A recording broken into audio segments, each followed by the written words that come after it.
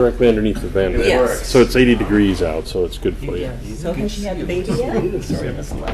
How's your eyes I thought we were going to have like good news, Folks, baby has news. public comments tonight for the public hearings. Please fill out one of those public comment cards in the corner of the room. Sir, We'll hand it to the chair. We'll call you I'm up. good. I changed from a short sleeve shirt to a long sleeve shirt and brought my sweatshirt.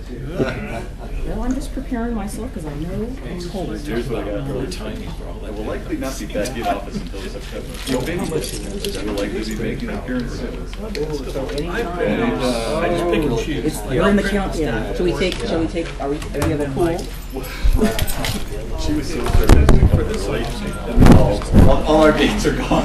It's like, oh, this is great. The window's getting shorter. So the one person who picked late won the pool. Yeah. I like that. You know, yeah, you know what you have to do. Well, I agree. There probably be some Well, I want you to little know stipend that you can that get. today is my son's 25th birthday, and Incidental things like that. I fixed him his birthday dinner. But He it just might be had his cheaper cake. I'm not having cake till I get home, and I rushed out the door. cheaper to print it out there. Congratulations! No way. extra hassle. 35 maybe. I'm in a shade. So if you have anything like me, I know. But then, you know, I think about it, it's like, I talked to you when I was getting ready to cartridges run. that cost That was, $30. Oh my lord! I know. Seriously? Yeah. That's it's like I realized that, you know, my daughter turned 18 in May. I bought my house in April before she was born. It's like, holy crap. 95. Missed call, 1 hour. I start to become the institutional. Yeah.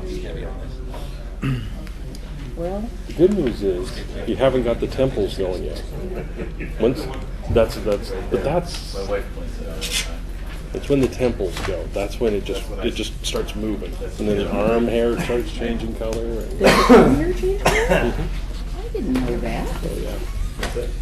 My son was just quite willing to point that out to me the other day. Oh, was it? Smarty pants. You know what's killing me? Well, you know. My air conditioning in my car. The joy of living next to a canyon is you go, hey, did you see that berry? Yeah, this is a little That cold, sounds good. so extreme temperature. Too much relaxation during vacation. Yeah. Were you on You should vacation? be. I was. I obviously not. Well, thinking. she just didn't want to use one of her texts sending, I had a good time. I know. Get vacation where you I were? still have 2.5 hours to go for mine. on vacation It's Thanks, today's Rick. his birthday. in about We had a 2.5 2-0 years. Is that right? waiver. I used to be afraid to go on vacation. 4-4. Too much to do. Ooh, beat me. Come back and just swamp. Yeah. Yeah. I went on vacation. Did we get once, some came back additional to City information that didn't make it down this way? you should have gotten And, 2 letters. Nope, didn't get 2 There letters. you go. Yeah. You got 2 letters now. Charles, do you have some extra copies of Right It there. was an interesting 2 years. letters here that we got? I had to. Oh, Pete snubbed you is what happened. Oh, of course. She didn't get her letters. She didn't get the letters. We got them for her, though. She's good.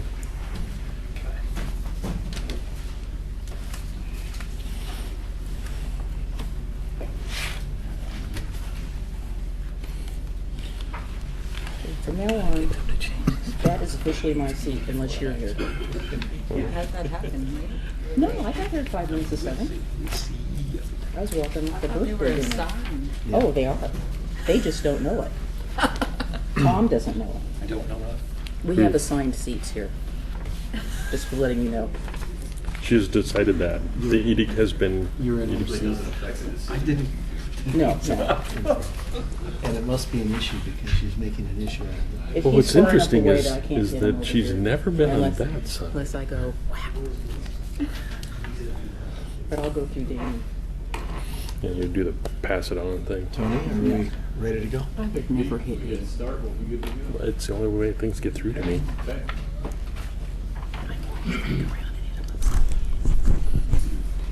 The Planning Commission meeting for May 12th, 2014 is called to order.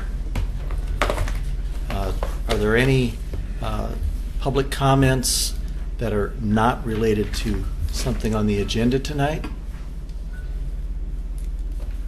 Seeing none, we will move forward to the next item on the agenda, which is PC 14046, ZC 14-01, and TP 1401, zone change from R10 to R8 with 29 lot subdivision between Ames Street and Holcomb Boulevard. We have a staff report. Read our. Oh, do we read this first? Okay. All right, we'll get right to this. I'm going to read the quasi-judicial hearing script and procedures. The public hearing for the land use applications, which I just read, the staff has prepared a report for each application. They've made available to the public 7 days before public hearing. The staff report identifies the approval criteria that apply to each applicant's proposal. The staff has analyzed the criteria which are contained in the staff report. The quasi-judicial hearing procedure that the Commission will follow is set out in state law and the Oregon City Municipal Code. The hearing procedure steps are shown on the chart on the wall, which will be followed this evening. Anyone wishing to speak should fill out a speaker's card and give it to the planning staff before the hearing. Speakers will proceed in the order in which their card is received. You will need to fill out your address on the card so the city will notify you of its final decision. For the public record, please begin all testimony stating your name and testimony and evidence should be directed toward the applicable approval criteria. If you believe other criteria apply in addition to those addressed in the staff report, identify and discuss those criteria and explain how and why you believe they apply to the application under consideration. A person may submit any written material while the public record is open on each application. Any written materials received by the city staff during the time period in which the public record is open will be placed in the record. Written materials submitted during the public hearing must be presented to the city staff in order to become part of the record. If a person intends for PowerPoint presentations, oversized poster boards, reports, pictures, or other exhibits used in their oral testimony to be placed in the record, copies must be submitted to the city staff while the record is open. If they are not given to staff, they will not be included in the record. Any person wishing a continuance to present additional evidence and testimony or to keep the record open to respond to new evidence must make that request before the public testimony portion of the hearing is closed. If the Planning Commission makes a decision with which you disagree, any issue that you may wish to appeal must have been raised for the consideration of the City Commission or LUBA or both. Without raising the issue on the record with sufficient specificity and accompanied by statements or evidence that the city and all parties can respond, the issue will not be deemed appealable to the Land Use Board of Appeals. In addition, the failure of an applicant to raise constitutional or other issues relating to proposed conditions of approval with sufficient specificity to allow the local government or its designee to respond to the issue precludes an action for damages in circuit court.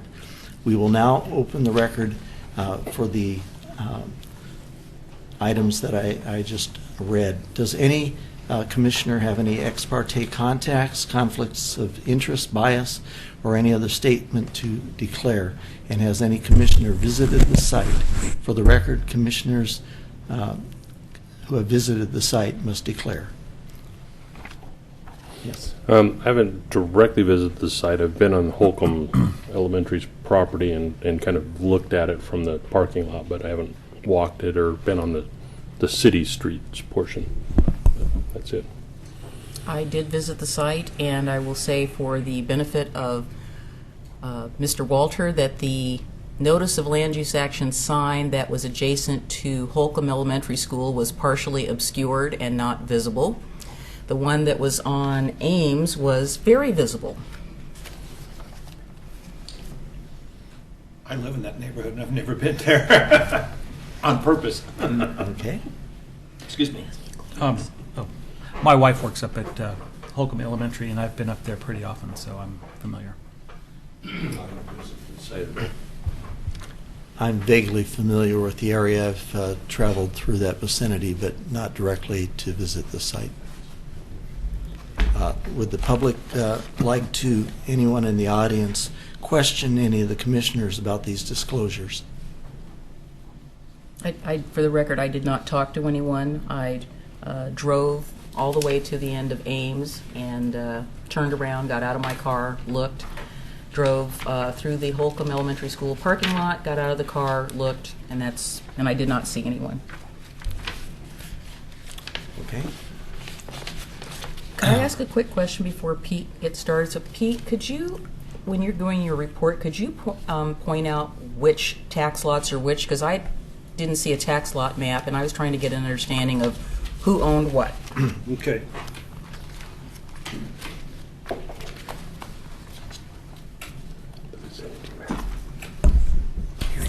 I'll begin with introduction. My name is Pete Walter, and I'm Associate Planner in the Planning Division, and I'll be presenting the staff report and findings tonight and showing you a brief PowerPoint. So the next slide actually shows where these tax lots are located, but just to begin, the file numbers for this application are TP 1401, that's a 29-lot subdivision, and ZC 1401, that's a zone change. Owners are Terry and Renee Voss and Stephen Jones. Applicant is Icon Construction and Development, represented by Rick Givens, planning consultant, and Bruce Golson of Theta Engineering. The applicant's requesting an approval for a zone change from R10 single-family residential district to R8 single-family residential district with a 29-lot subdivision. The locations are 3 tax lots, one which does not have an address, that's Clackamas map 22E 21DC 1600, and 2 tax lots which do have houses and addresses, 14550 Ames Street, that's Clackamas map 22E 21DC 01300, and 14591 Holcomb Boulevard, Oregon City, Clackamas map 22E 28AB 1600.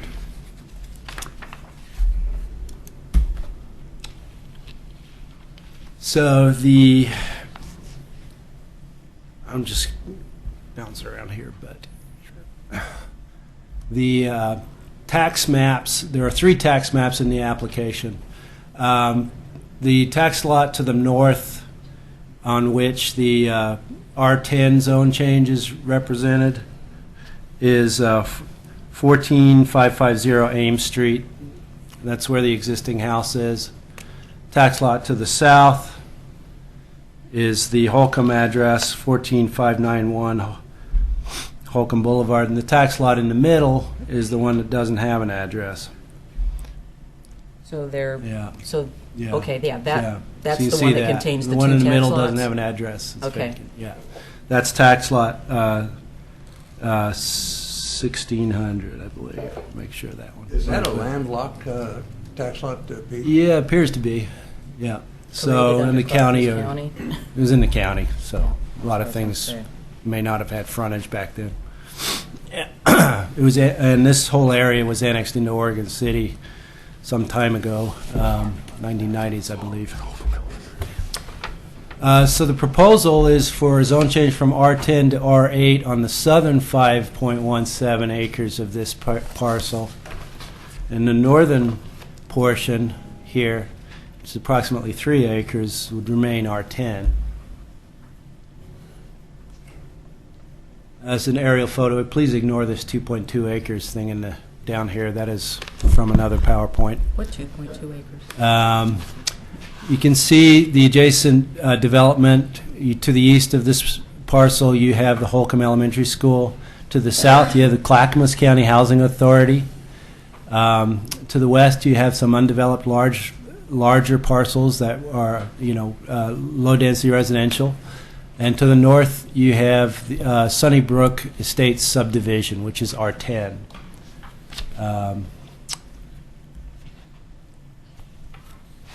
The applicant is proposing to remove one home and move it to a parcel within the subdivision, which is down here on lot 16, and keep the existing house up here on the northern tax lot and make that part of the subdivision on a large lot.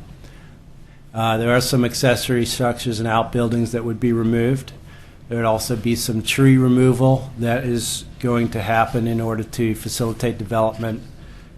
And we review tree removal against our code and make sure that it complies with the mitigation requirements as well. So you were saying that 14591 is going to move down in that little lower... Lot 16. Like, yeah. Is Yeah. that 6? Okay, that looks like an... Okay, The yeah. address that off one. of Holcomb would Yeah, be moved. okay. Yeah, Got it. to there. And the address may change Yeah. after the subdivision is. Right. Are we being asked to approve a preliminary subdivision along with a zone change? Yes, you are. This is both a zone change and a subdivision. Yes.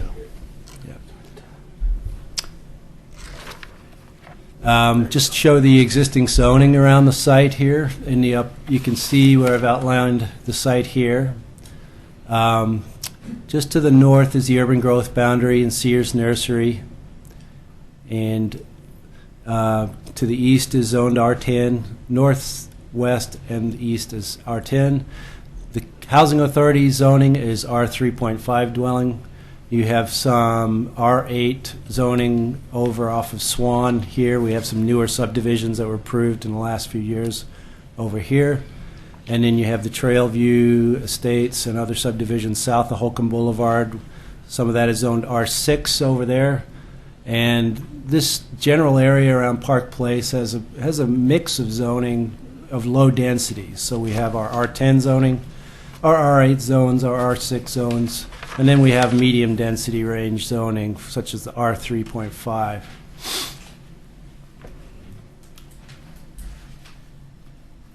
For the subdivision review, we do a lot calculation, and I just wanted to show you how I calculated that based on the preliminary plat lot sizes. The portion of the property that's going to remain R10 has the following lot sizes. These are lots 1 through 9 on the preliminary plat. You can see the ranges here. Our subdivision code allows an applicant to modify the lot sizes up to 20% as long as they average out to the minimum lot size throughout the subdivision. So for the R10 portion of the site, we did that calculation, and it does average out to 10,000 square feet. We also look at the minimum lot width and minimum lot depths and make sure that those are in compliance with the underlying zone district. And they all are. In this case, R10's minimum lot width is 65. We have one lot that's meeting the minimum and all the others are in excess. Then we have the minimum lot depth requirements there, which I believe are 100. And then, no, what is it? 85. I'll make sure of that. And they all meet the minimum lot depth. And then we do a similar calculation for the R8 zoning, the lots that are proposed for R8. This is lots 10 through 29. And those all meet the standard for minimum lot size at 8,017. Minimum lot width averaged out to 73 feet. And 109 for lot depth. So there's within all of the parameters for the zoning. What's the increase in density? About 4 lots. 4 lots? Yes. If we look at the portion of the property that's actually going to be rezoned to a higher density, compare it to what subdivision would be possible under the existing zoning, and make, based on that calculation, on the net developable area, which means once you've taken all the lots out of the calculation, any pedestrian access ways, any easements, And then you divide that final net developable area number by the minimum lot size, and you end up with a certain number of lots. So for that analysis, and also for the purposes of transportation analysis, in this case, the transportation analysis made a comparison between 25 lots and 29 lots. And that was the net change if the zone change was to be approved. So I'll talk about that a little bit more. What we do is review the comprehensive plan, goals and policies. So in my 54-page staff report, the first about 4 or 5 of the pages in there are dedicated to detailed findings for compliance with the comprehensive plan. And that includes opportunities for public participation per our code, whether public facilities can be provided to serve the increased level of development, and the development if there was no increase in net density. And all of the comprehensive plan goals and policies that we have pertaining to residential development promote the diversification of lot sizes and the opportunity for different lot sizes and housing types and styles throughout our city. And for that reason, we have 3 zones that implement our low-density residential comp plan designation. We have the R10 zone, which is a 10,000 square foot lot minimum. We have the 8,000 square foot lot zone, the R8, and the 6,000 square foot lot zone. The applicant has requested the middle zoning for the low-density residential category, and owning a portion of the property for that. So a fairly small impact in my opinion. We also look at the adequacy of public facilities and services: water, sewer, storm drainage, transportation, schools, police, and fire protection. And prior to issuing a certificate of occupancy for any home in the new development, those services must be provided and adequate. So there are detailed reports that are provided in the application from stormwater analysis, sewer and water perspective, a transportation impact statement, and various other reports to meet city code. And we have found all of those public facilities and services to be available and adequate to serve the existing and planned increase in density associated with the zone change. We next look at transportation, and we look at our transportation system plan to make sure that the proposal is consistent with what's planned on the roadways in that area. And you'll know from the new TSP, we actually have some local street connection requirements at a detailed level that show that within this area, local street connections are both needed for connectivity as development occurs, not just for vehicles, but for bicycles and pedestrians as well. And the planned and the existing and planned function and capacity and levels of service for those roadways is specified in our public street standards in Chapter 1204, as well as in our transportation system plan. And the applicant submitted a TIS, or traffic impact statement, which is prepared according to protocols that we've adopted, according to the trip generation models in the Institute of Traffic Engineers Manual, and also based on the levels of service and volume to capacity ratios of the intersections that we have in the city. I'll talk about those in a little bit. When doing a zone change, the applicant also looks at whether or not an increase in zoning would affect a statewide transportation facility. And they looked, so that's the transportation planning rule. They did submit findings in that regard, and they have been found to be in compliance with transportation planning rule as well. And then if our comprehensive plan does not address zone changes, then statewide planning goals apply. So we've made findings for compliance with those as well as our comprehensive plan. The subdivision approval criteria in the code are listed here. We look at all the land division criteria, which are in Chapter 16. We look at the public street sections in Chapter 12. We look at stormwater management in Chapter 13.12. We look at all of the relevant zoning and overlays. In this area, we're looking primarily at R10 and R8. zoning, and tree protection. We are not looking at geologic hazards in this zoning area. There are no geologic hazards flagged, so that is irrelevant. We'd look at erosion and sediment control, and we look at the criteria in the code for zone changes. And those are all provided in my findings. The subdivision review looks at these general areas, but they're all quantitative measures as well. We look at block length, we look at lot size, depth, width, and orientation, how lots are laid out in relation to the street that they front on, and how lots are laid out in relation to existing subdivisions. We look at whether there will be room for sidewalks on both sides of the street, and we require 5-foot sidewalks on both sides of the street.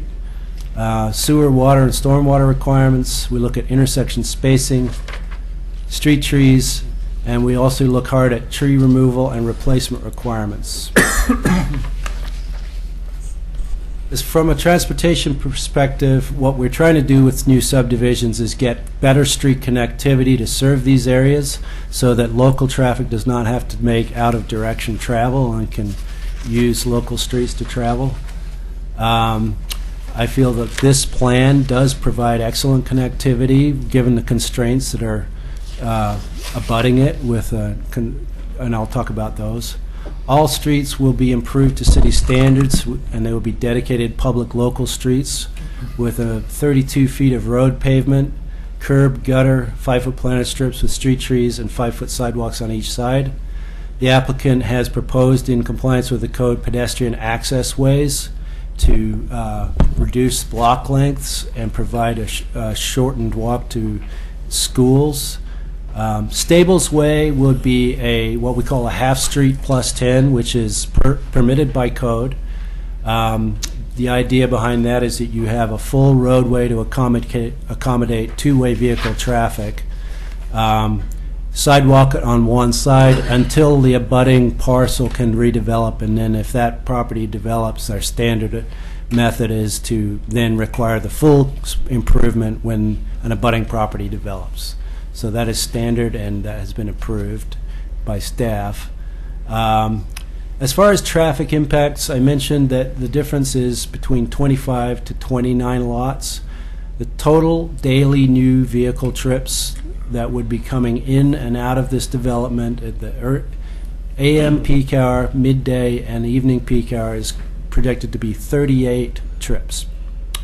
When you break that down to peak hour in the morning, if you're going out on Ames Street, what they're showing is about 6 new vehicle trips on Ames, and approximately, I think, I'll have to check on Holcomb, but the critical intersection that they reviewed was the proposed Holcomb School Road and Holcomb Boulevard interchange, because once they make that connection out to the south, that is the one intersection where they might see a little bit of congestion. Our level of service, which is our typical design level D, is projected to be very minor change. It goes from volume to capacity ratio 0.62 to 0.64 in the morning, which is acceptable. There is no change at all at that intersection at midday and evening. Those will remain at level of service B and C, as will the morning. And all other intersections that they analyzed projected to operate at level of service A. So they looked at 4 intersections. Those new local trips on Ames and Holcomb are all consistent with the functional classifications for local streets.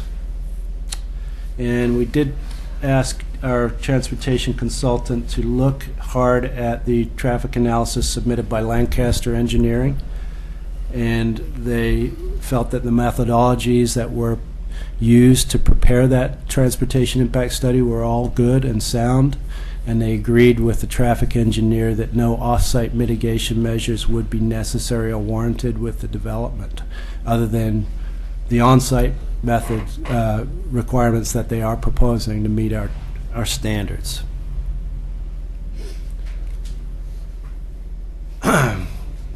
So I do have some items to enter into the record that are new. They were received since we prepared the staff report. I have a letter from Tim and Evelyn Mast that we received in the mail on May 8th with respect to the zone change. And there's some concerns about moving into an area that they felt was low density and next to the urban growth boundary, and felt that they needed to maintain the livability and sustainability of that community as a low density residential area. So they're basically against the zone change. We have also some email communications between the applicant and the Oregon City School District, which I will talk to with respect to one of the conditions of approval. And I'm going to go back and talk to the map here real quick. So what the applicant has proposed is to make a T intersection into Holcomb School Road, down here where I'm pointing to with the cursor. Currently, they control their property to a point right in here. And in order to have a full 53-foot right-of-way section that meets city standards, they are negotiating with the school district and the Clackamas County Housing Authority to get dedications so that they can have a full street width with sidewalks and planter strips on both sides. And indication from the applicant is that those negotiations are going well. But not completed? But not completed. And so what we did was we wrote a condition of approval, number 18, which I will read into the record. The city engineer and the city's transportation consultant have looked at this, and what we've written and what we'd like to enter into the record is something we've talked to the applicant about too. So the curve that's shown on the plans is acceptable to the city engineer and to the traffic engineer because it is a stop-controlled intersection. So it does not need additional curvature in order to be safe.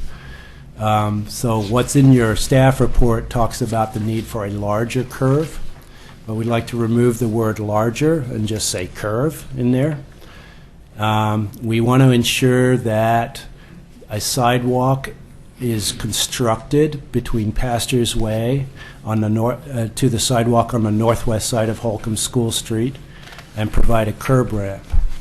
And so we've written this so that the burden is on the applicant to obtain sufficient right-of-way from the school district and housing authority of Clackamas County in order to build that street such that it is a 90-degree angle and such that there's sufficient room to allow a curve at the intersection to facilitate a right-hand turn from Pastures Way onto Holcomb School Street.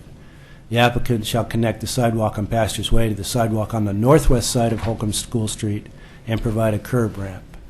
Prior to recording of the final subdivision plat for the subject parcel, the applicant shall finalize the agreements with Holcomb Elementary School, Oregon City School District, and the Housing Authority of Clackamas County, Oregon City's View Manor Development, and provide copies of recorded agreements to the city, along with any easements and dedication documents that are required.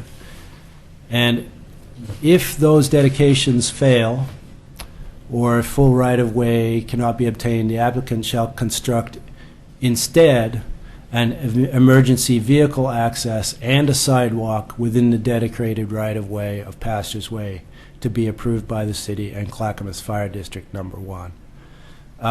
We don't think that that final sentence is going to need to be invoked, but we've got it there in case we can't finalize this with the applicant. Go ahead. Yeah. Peter, of all the things I've been looking at, listening to, yeah, that is my biggest concern. Mm-hmm. Is I travel that road in the mornings, evenings, afternoons, all the time. Yeah. That corner on Holcomb Boulevard there, so many times they tried signs for speed control. The officers would sit there and watch because they tried to lower the speed and people still didn't slow down up here right where the road's coming out. Right. The Holcomb School. There you go. That is such a dangerous corner anyway. I've seen cars flip over there, go taking the corner too fast.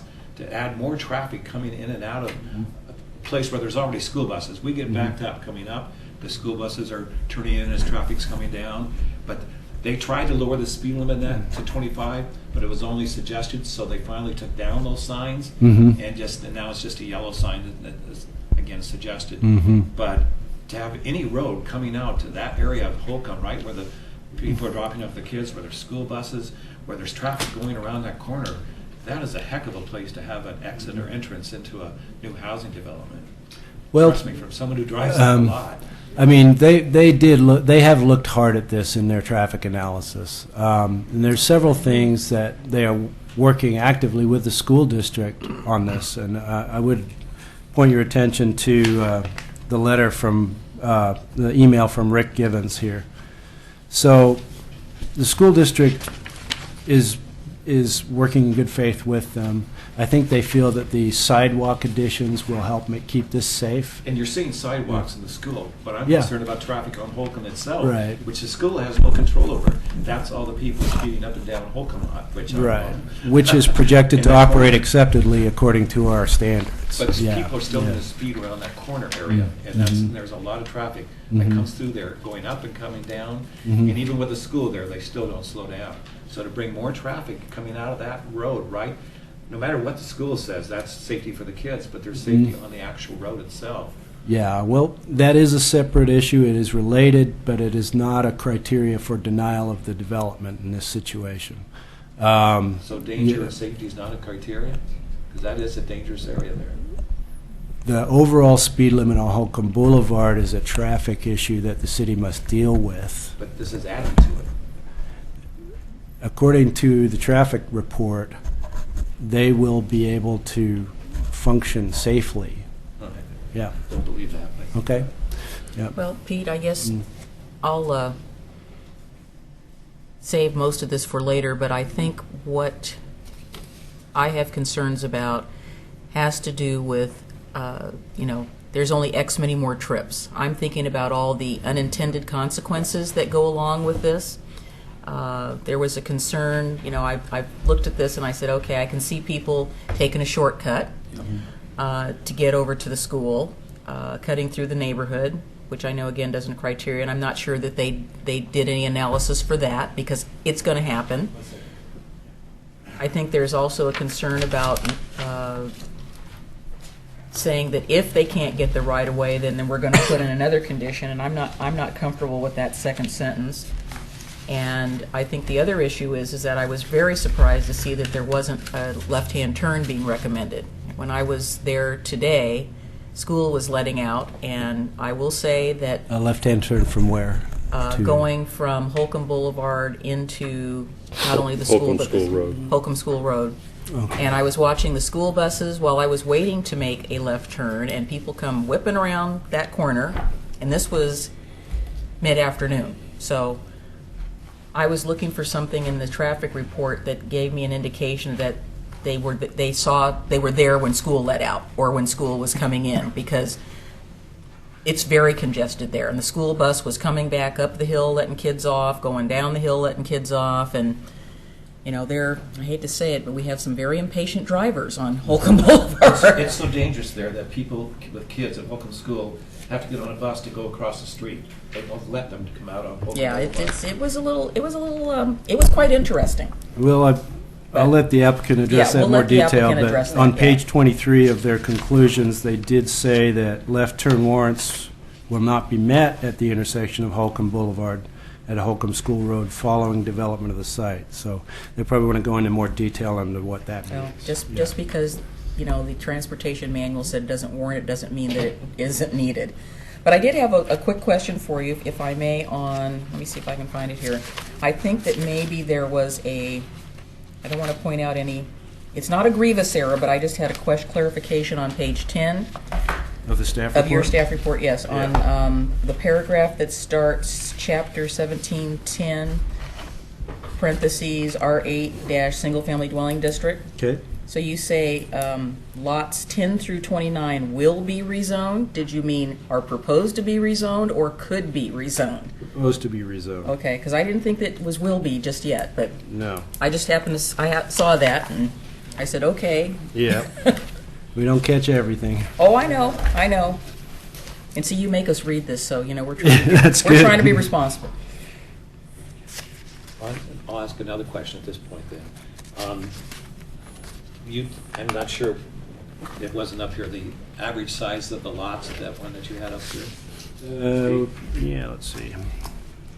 Okay, on the ones that are proposed R8, if you were to take out the 11,371, because that one really skews the numbers, just like the 12,001 does down 10, but if you were to take that out, what would the other one average out? I don't can't do the math here No, myself. but- I'd have to. Oh, plug sorry. them in separately. I guess my mic's not been on. It would probably bring the average down below 8,000. 7,840 actually. Yeah, because it looks like they're all about 7,000 or R7s, not R8s, but that skews them up. Okay, thanks. But, I mean, if you look at any subdivision that has been approved in the last 6, 7 years, you know, this is pretty standard. It allows the developer some flexibility, given the parcel configurations that we have, to have a consistent development type and house, regardless of the varying variances in land and those sorts of things. It's standard to have one that big amongst all? Oftentimes it is, yeah. I know in Trailview, it's all about, they're almost all 10,000 or 10,008 or something. Allowance wasn't in when Trailview was constructed. Right. I'm sorry, say that, Tony? That allowance Was not on the there. flexibility and lot size wasn't allowed. So as long as they meet the overall, I see. you're driven by the density. Okay. We allowed X homes, and Thank then you. we allow flexibility in the lot size because of difficulties with some parcels. Okay.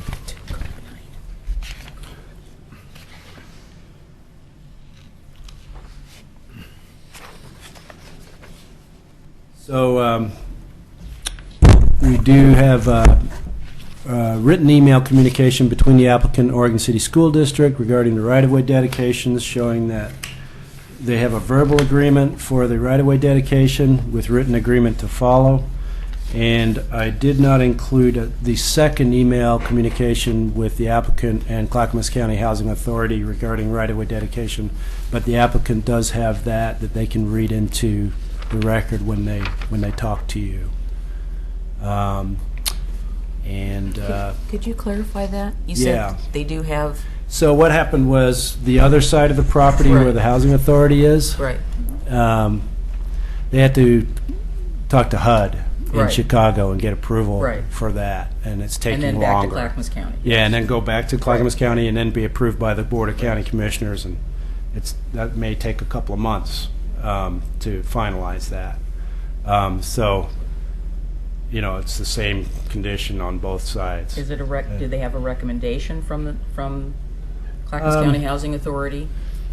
It sounds positive, but I'll let the applicant speak to that. Yeah. And with that, we are recommending approval with conditions for this zone change from R10 to R8. I do want to make reference to the various public comments that we did receive and we did review prior to the staff report review. Those are referenced on my staff report on page 6.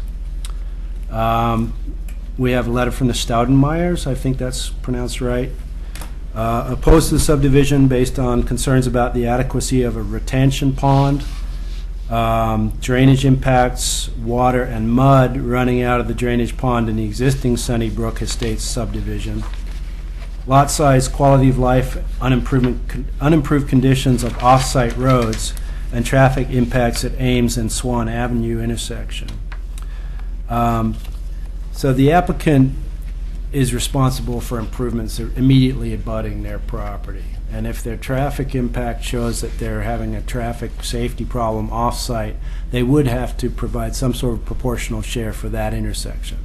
But the Ames and Swan intersection was not analyzed because it's a low-volume intersection. They did do counts on it, which show that it's pretty slow. And they're not projected to send a lot of trips that way.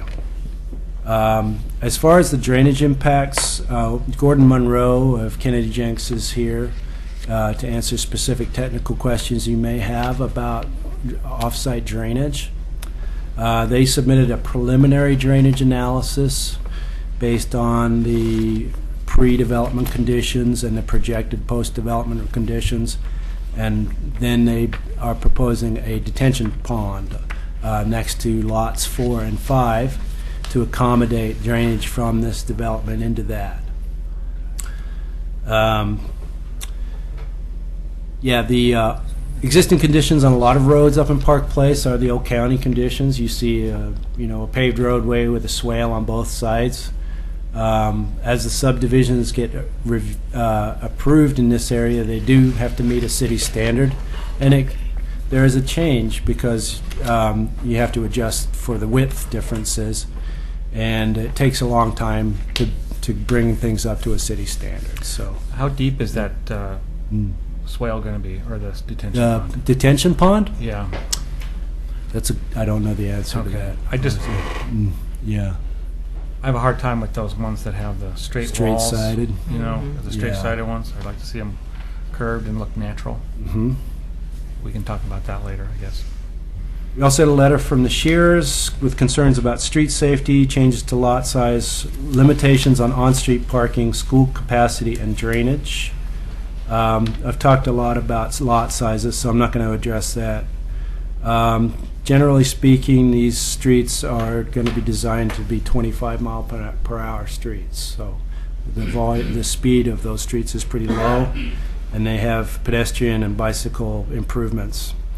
We also have pedestrian access ways cutting east-west through the development to provide better connectivity to the school, and so that people won't have to go clear around the block in order to get places. On-street parking, generally within a 32-foot roadway, which is a city standard, there's room for 2 cars to park on either side and allow 2 vehicles to pass one another. School capacity, we have a letter in the record from Oregon City School District, Holcomb Elementary, stating that they have adequate capacity at Holcomb Elementary to accommodate further students. And drainage reports I referred to earlier. We have a letter from the Fullers opposed for some of the same reasons. Concern about half streets and fencing in particular on this one. Driveway blockages, property values, rental ownership, livability, and quality of life. With respect to driveway blockages, that is a nuisance which needs to be dealt with through code enforcement. We have engineering standards has construction hour limitations that limit hours of construction from 7 a.m. to 6 p.m. Monday through Friday, and also on the weekends they do allow construction, but they have to have a dedicated construction entrance on the site, and their employees need to be able to park on site during construction and not block city streets. That being said, construction traffic traveling on public rights of ways is just something that's part of the deal when you're building a subdivision. They are required to improve the pavement once the performance bond period is ended 2 years after the public improvements are put in. So any scars to the street and road cuts and things like that during construction get fixed based on that performance bond once the 2 years after the subdivision is put in. The Saturday construction allowance is from 9 a.m. to 6 p.m. for the Oregon City Construction Design Guidelines. There's no limitation on tenure. We don't regulate whether someone owns a house or owns it and rents it out. And that's not something that's part of our land division code. Property values, if you look at the assessed values of some of the subdivisions around there, again, that's not an approval criteria for us, but we do see marked increases in property values associated with R8 subdivisions as well as R6 subdivisions in this area. So I don't see any concern there. We had some comments from the Barons about the safety of Ames Street and Swan Avenue intersection again, the existing width of Ames Street at Swan Avenue, on-street parking, drainage impacts, stormwater drainage, and maintenance for a ditch that runs across the property, and changes from R10 zoning. And finally, we have two letters from Bob LaSalle, Chair of the Park Place Neighborhood Association. The first set of comments was submitted on February 3rd, 2014, with signatures prior to the opening of the public record. We included that in the record anyway. Letter includes concerns about the current width of Ames Street, where it intersects Swan Avenue, which is 20 feet, the proposed connection to Holcomb Boulevard School Road, reductions in property values, smaller lot sizes, and changing zoning from R10.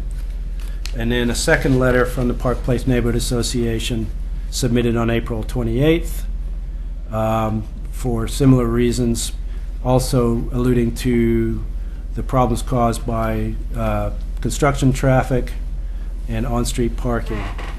So I won't go into details on all those letters, but due to the wide variety of those issues discussed in the various public comments, none of those comments submitted cite or indicate an approval criterion in the Oregon City Municipal Code which has not been met or which cannot be met through compliance with the recommended conditions of approval. That is not to say that we don't pay close attention to those public comments, and we are sensitive to the concerns about neighbors, about the impacts of new development when it occurs to them. However, I do feel that this subdivision and zone change is a very minor impact. I think the layout is quite good.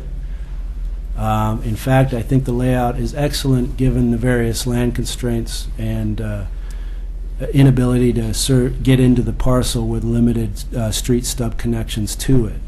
I think what you're going to see in the future is a very nice subdivision with very similar quality housing and good connectivity, and it'll look good when it's constructed. So I, as staff, recommend approval with conditions. Thank you. You've got a half-street improvement Yeah.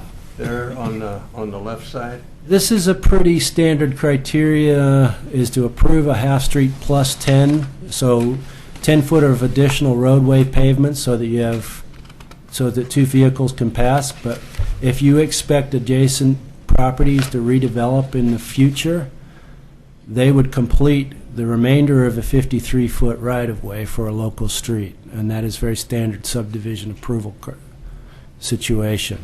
Oftentimes what you'll see is a half-street plus 10 all the way down a property line. In this case, the property parcels did not line up completely, so they are, they're doing a full street here, then they're doing the curve, and they're going to do a half-street plus 10 out to here. This subdivision connectivity analysis, also called a shadow plat, is based on existing zoning and subdivision criteria, and it is a non-binding but realistic view of how adjacent parcels might redevelop under the zoning in the future. And we require that with a subdivision application to make sure that what they're proposing fits with reality. Right. And so this is a pretty standard half-street plus 10. It is allowed under the code, and it does meet with our approval criteria. Pete, to ask a question about that while you're there. Yeah. Half street, so that's what's planned right now is a half street. Half-street plus 10 feet of pavement. Okay. Yeah, plus 10 on the feet. other side. My So this concern is is, again, I'll refer to back to where I live, Trailview, and we've had 2 fires in that neighborhood, and both times the fire trucks, by the time the ambulances, the fire trucks, the police cars got into a small, we have wide streets, and it was very tight for them to get in and then out of again. They had to back out one at a time before the next one could leave. So I'm wondering, how does this address fire and emergencies, having that half street there at this point? Well, if one of these streets is closed, it's you're still going to be able to have, at worst case scenario, you would have a fire access down here and a fire access into the neighborhood at the top. But I mean, getting in and out with like the ambulances, the fire trucks. We had 10 to 12 vehicles at one time. And again, until fire trucks moved out, whoever got there first had to move out of the way so the other vehicles could leave. So if you have a mass of vehicles, another house fire, let's say, how does that work with a half street? Sorry. Well, it does, I mean, I know the fire department requires 20 foot of clear width, open clear width, for a fire truck to be able to park in the street. And that's assuming no cars parked on the street, right? Well, that's 32 feet of pavement. Yeah, I mean, what are we saying?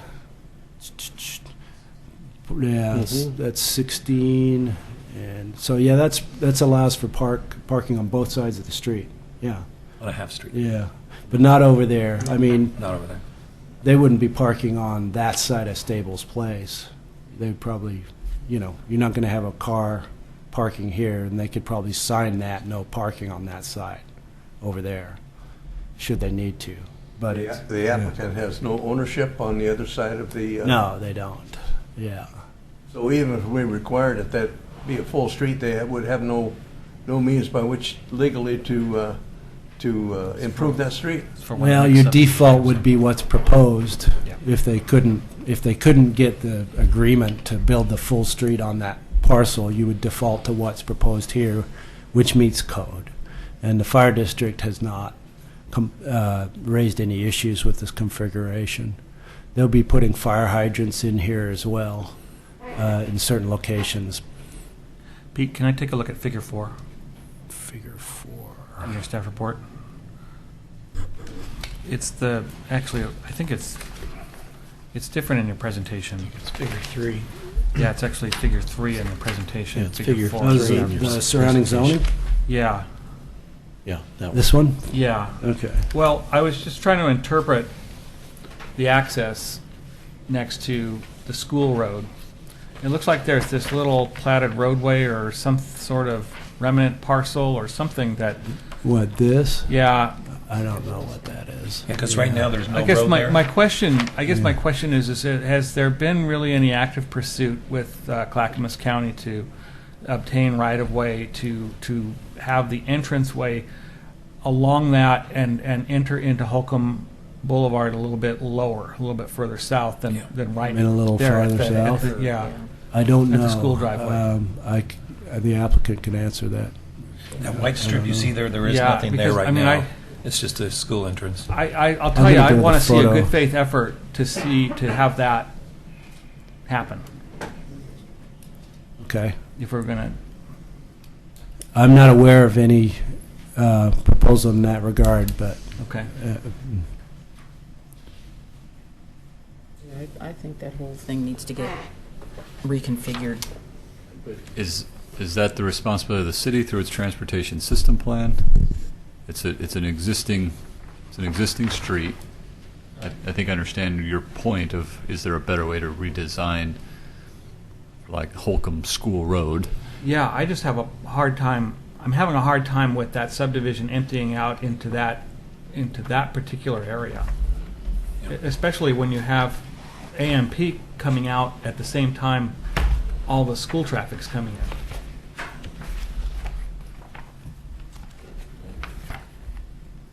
I mean, I don't know. Maybe it'll be okay, but It wouldn't be.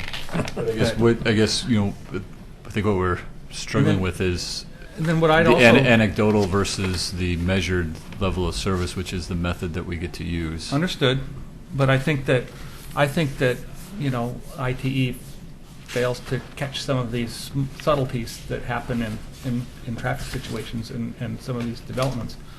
The other part I was concerned about too was, isn't there kind of a rise on Holcomb Boulevard Yep, right there. to the east?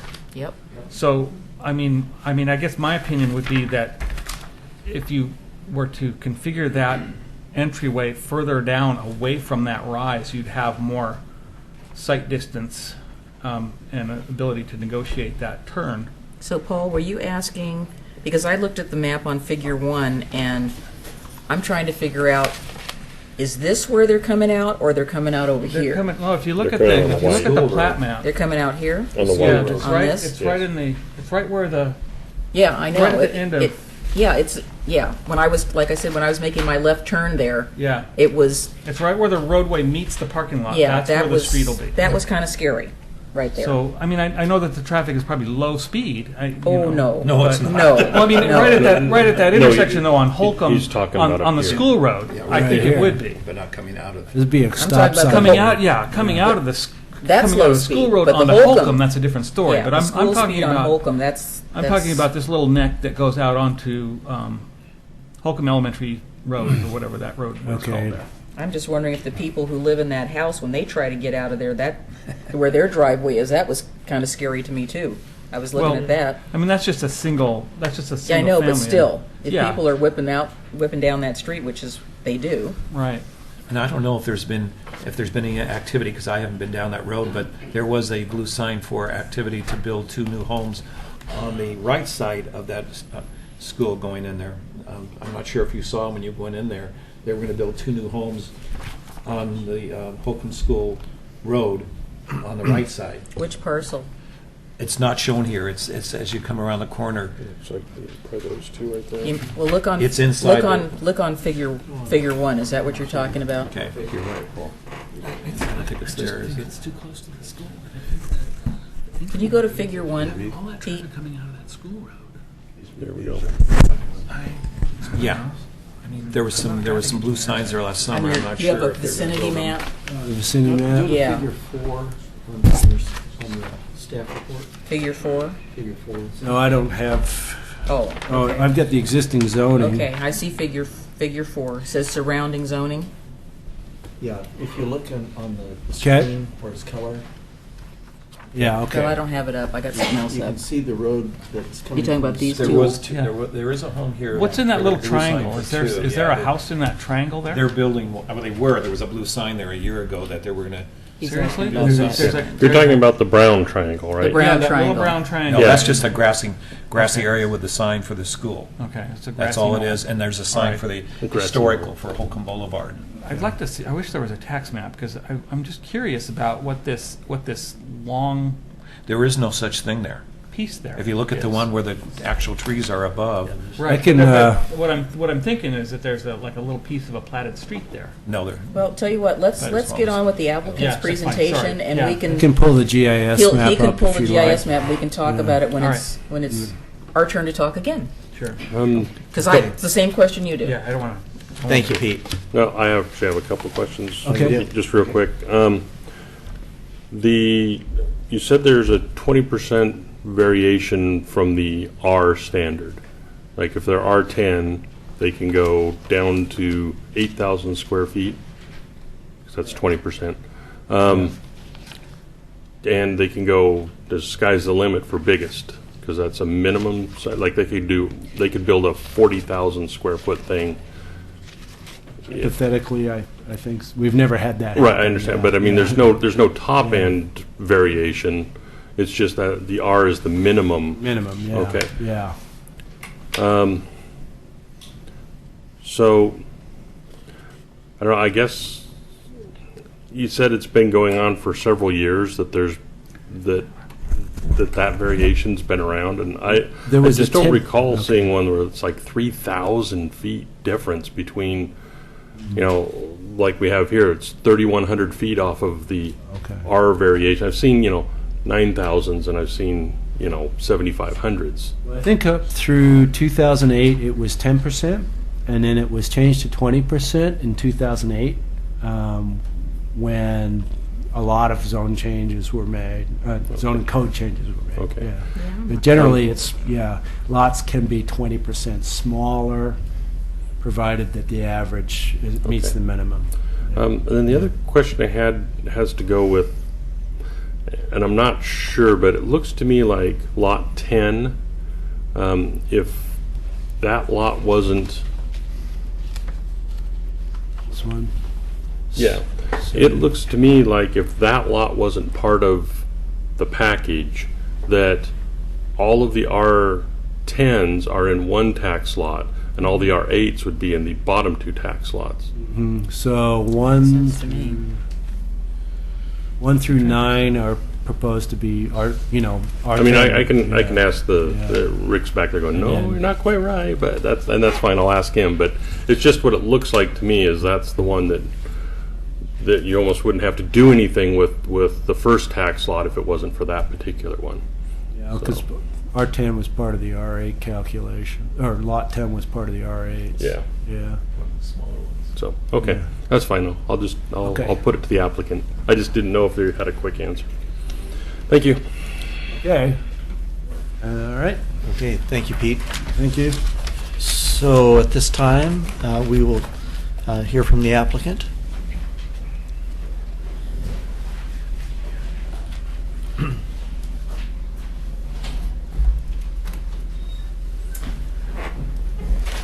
Good evening, I'm Rick Givens, planning consultant. I think most of you know me from previous applications. To my right is Bruce Goldson of Theta Engineering, the project engineer. Frankly, with all the discourse you've had up here this evening, I'm not exactly sure how best to start this, but also I'll just kind of dive in and deal with the points as I think that makes the most sense. First thing we're asking for is a zone change from R10 to R8 for a portion of the property. And I guess the first question that most often comes up when we do that is, well, why? Why should we be looking at higher density in this area of the town? And really what it comes down to in this site, and I think in terms of the comprehensive plan, is that R10 is something that should only exist where there's the development pattern that's committed to it, because frankly, it's not a very efficient zone. The comprehensive plan talks about sustainability, promoting sustainability by maximizing the use of urban resources. And in this case, R8 makes sense from several standpoints. There's absolutely no physical limitations on the property. Wetlands, there's no steep slopes, there's no extensive wooded areas, there's nothing here other than it's a nice, easily developable piece of ground. It's located right next to a school, and it makes sense to maximize densities closest to schools because there's little transportation cost in letting kids walk to school compared to having to bus them from someplace we have to expand the urban growth boundary. It makes sense from making use of expensive infrastructure, putting in streets, sewer, storm sewer, water, all of those things cost almost exactly the same if you were to develop this property at R10 versus R8. This allows those facilities to be used more efficiently. And while that's nice for the developer, you may say it's also nice for the city in the future versus having to tend additional miles of sewer and water elsewhere as they expand the urban growth boundary. So for all those reasons, it makes sense. We're also right adjacent to property that's owned R3.5, and the County Housing Authority certainly has plans in the future of doing something on that property more dense than what's there. You know, they've been talking about that in the past, and they'll be back. So for all those reasons, we think this site makes perfectly logical sense. When I first looked at this property from a transportation standpoint, it had issues, obviously, but it also had potential. When you look at Ames Street, it's a long, dead-end fire trap. You know, it's exactly what it is. You talked about concerns about a half street plus 10 and concerns of how that might impact fire and ambulance safety. Well, that street at that point is 26 feet wide. The street entering Ames Street from Swan Avenue is approximately 20 feet wide. And all of those homes through that whole distance down there have no other way in or out except for that 20-foot wide bottleneck. So from that standpoint, I thought we've got to make a connection happen to Holcomb School Road. And so I've been working my butt off for the past 6 months to make that happen. I think it's a good thing. I think the city should be proud of our efforts to do so. It's great for connectivity. It's great for providing direct access to the school for that neighborhood. Kids can now walk to school instead of being bused to school with the development of this property.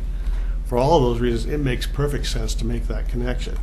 Now, the school district isn't dumb. When we met with them and started talking about getting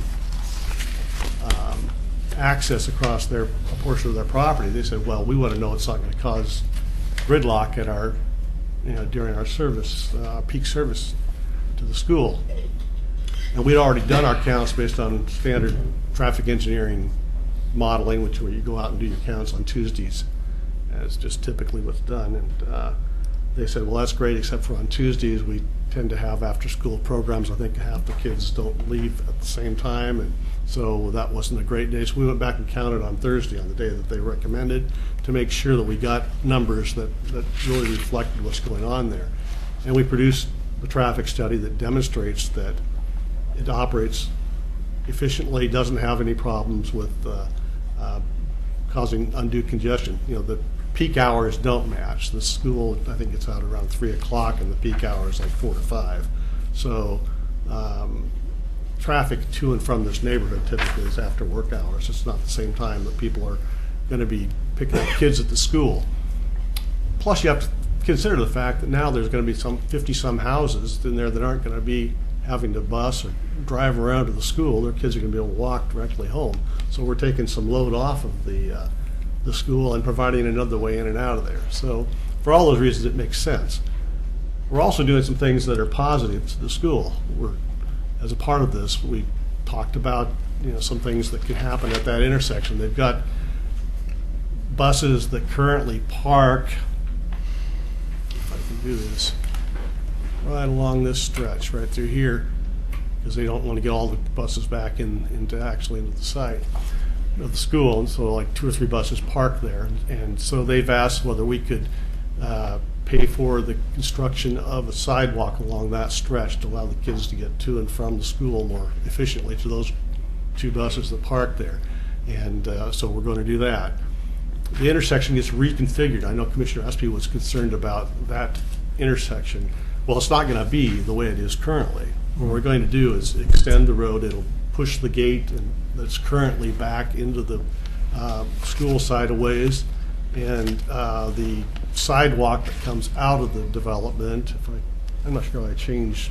Mr. Gibbons, before you change, are you saying that building a sidewalk on the right side of that area where the school buses are? Building one right on this side, okay, across from our project. Okay, thanks. We're also going to be, at their request, constructing our pedestrian access way dumps out right out here. And we're going to be constructing a pathway all the way up here to the school playground for them as a part of this project. And we're going to move, relocate, paint, recondition the gate into the school. So all those things are being done for the school as a part of this project, and it just makes it a world better. The intersection congestion, the traffic consultants looked at that. It was reviewed by the city's traffic engineering consultant, I should say. They agree with the findings of this traffic study. They looked not only at intersecting capacity, but they also looked at it from an operational safety standpoint. There's adequate sight distance both directions. Doesn't meet signal warrants, and I don't know what other standard you would use other than what traffic engineering standards are to review this subdivision. Certainly, all of the standards are met, and it can operate very safely. It improves traffic circulation throughout that neighborhood. I'm proud of the design. I think it's a good design. I think it'll be a great neighborhood. Been doing this a long time. I tend to do things that I think are good. In this case, I think this is a good improvement. Now, as far as, the discussion, well, did we have conversations with about going directly in here with the County Housing Authority? I'll read you the email I got from them, and I gave Pete a copy this morning, but it apparently got lost in the shuffle. Anyway, we'll make sure it gets into the record. This is from Dan Potter, who is the Housing Asset Manager for the Housing Authority of Clackamas County. It says, Rick, I just sent an email to my HUD contact to jog them on this topic. Preliminarily, they had several questions on the impact of the dedication on the Housing Authority property. I told them it had no impact and was seen by us as a benefit to the property, given the better site circulation and property value impacts. They indicated they would most likely expect some compensation for the dedication. I pushed back on this. I'm waiting to hear their final approval process and where they are at on compensation. I hope to hear back shortly. I'll let you know as soon as they respond. Part of the issue is the local HUD office has to deal with the Special Application Center of HUD in Chicago. Keep me posted. This was dated May 6th. I spoke with Mr. Potter again this morning to ask whether he had any additional information for me. He said no, he hadn't received anything, and really, he said things go fairly slowly when you're dealing with HUD in Chicago. But he said that he anticipated that it all could be completed within 60 days, and that tracks certainly with the timeline we would be looking at for a dedication at any rate. He said that the process is that once HUD indicates their approval, they would come back to us, tell us to prepare the dedication documents and be reviewed by County Council, would go to the Board of County Commissioners for their review and approval, and then there would be something that HUD would have to sign off on the final thing, but then be recorded. So didn't see any problems with it. Their staff is fully supportive of it. The emails that are in the record indicate that the school board chairman and the superintendent of schools agree that with the improvements we are suggesting to do to their site, that they are supportive of the proposal, and it's just a matter there of finalizing again the dedication documents, and that would be done prior to final plat approval. So we don't think there's going to be any impediments to getting that road in there. Did you say they asked for compensation for that? HUD is asking.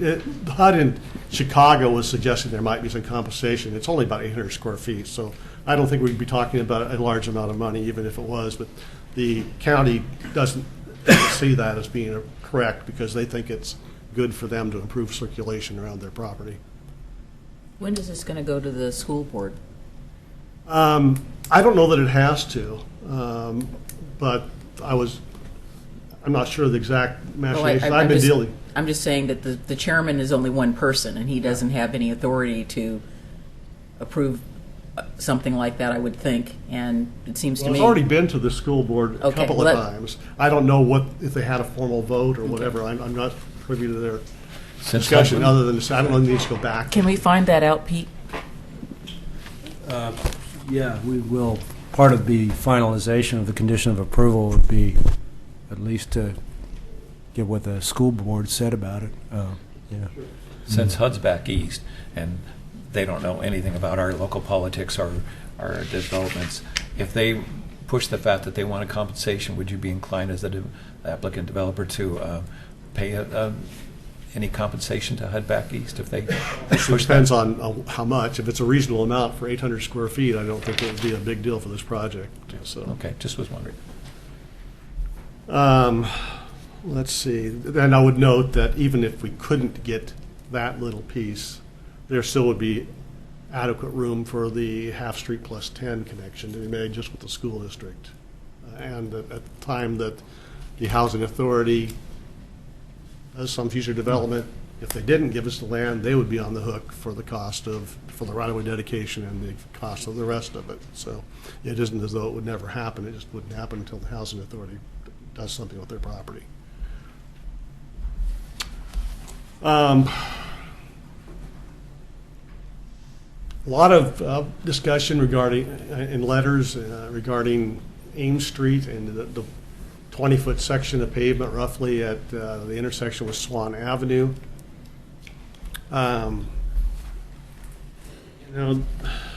That's just a typical situation, and we deal with it all the time where there are development isn't neat and tidy. It just isn't. And if we had to wait for every single development to develop in logical order, nothing would happen. But the situation there is that, get this into there, I just copy the tax map. There are multiple properties along here that are oversized, even under the existing R10 zoning, that will at some point, based on everything we've ever seen in these types of properties, will redevelop. This property that's at the corner has enough room to be split in half with the house where it sits. And when that happens, they'd have to give right-of-way dedication and do half-street improvement. That's just frontage improvement. That's the way it gets done.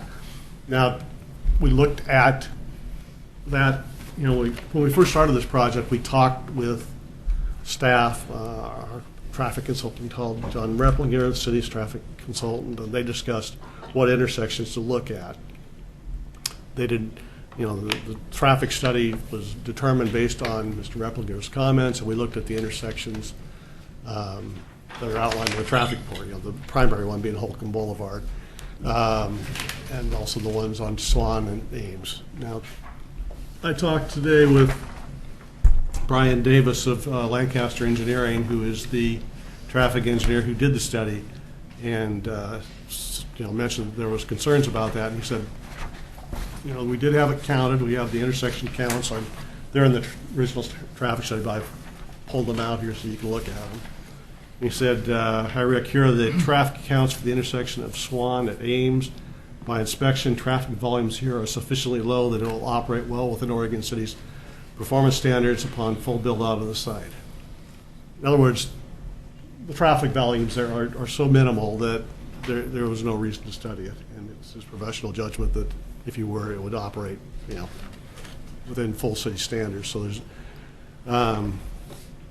the city traffic consultant didn't believe there was any reason to study it, and the numbers bear that out. So I'll get that into the record. You want to hand that to Pete? Were you going to enter the tax lot map in the record? Yeah. Well, it's just an expansion of what's even on up there. Yeah. So. Thank you. Just it's very small. Yeah. I tried to explode it, and it's hard to explode. Yeah.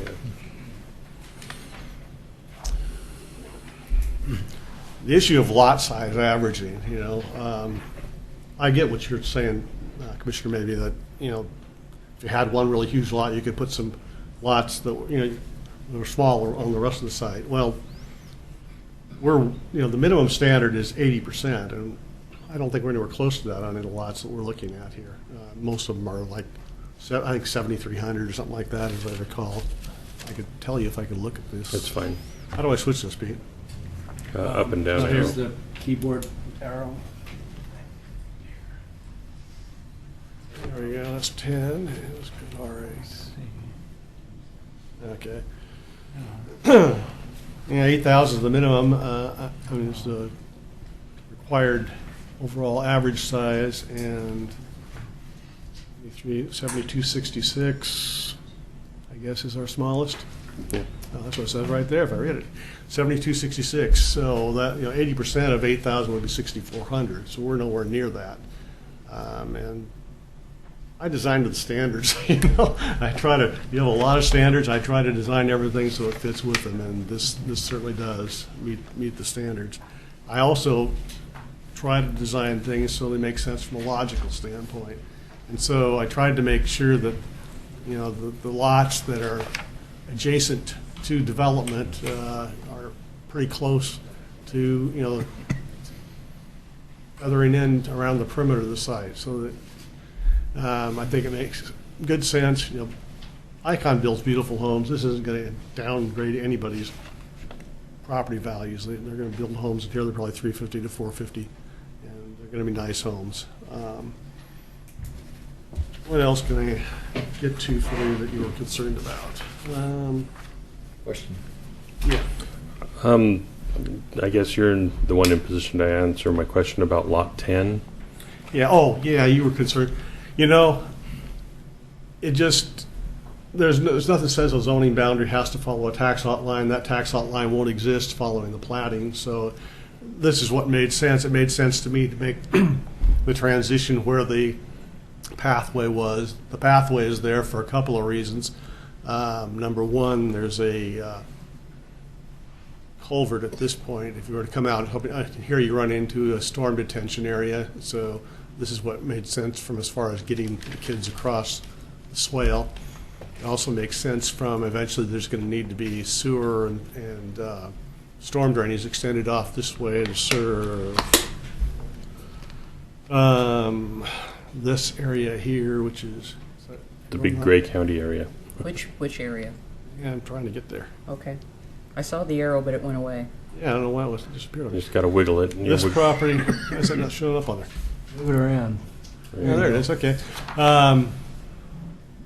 This property in here is school, and over here is all in urban growth boundary.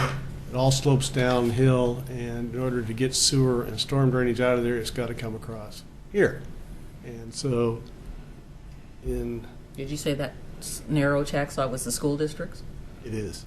So they're gonna need to get an easement. Whoever does that property will have to get an easement from the school district to build it. But that's the only way to get sewer and water to this portion of the urban growth boundary when that gets annexed. And so it'll come across here and it'll line up with that pedestrian access way that is where we'll provide some stubs. Well, if you could go back to the tax lotting one. You're assuming a lot of technical stuff. Yeah, I mean, well, have. I said if. My layman's eye here. Yep. Just it looked to me like if 10 wasn't there, the pedestrian ways would line up, and then lots 11, 12, 13, 14, and 15 could get 5 feet wider, and that would add 500 feet to each one of those lots, making them well over 8,000.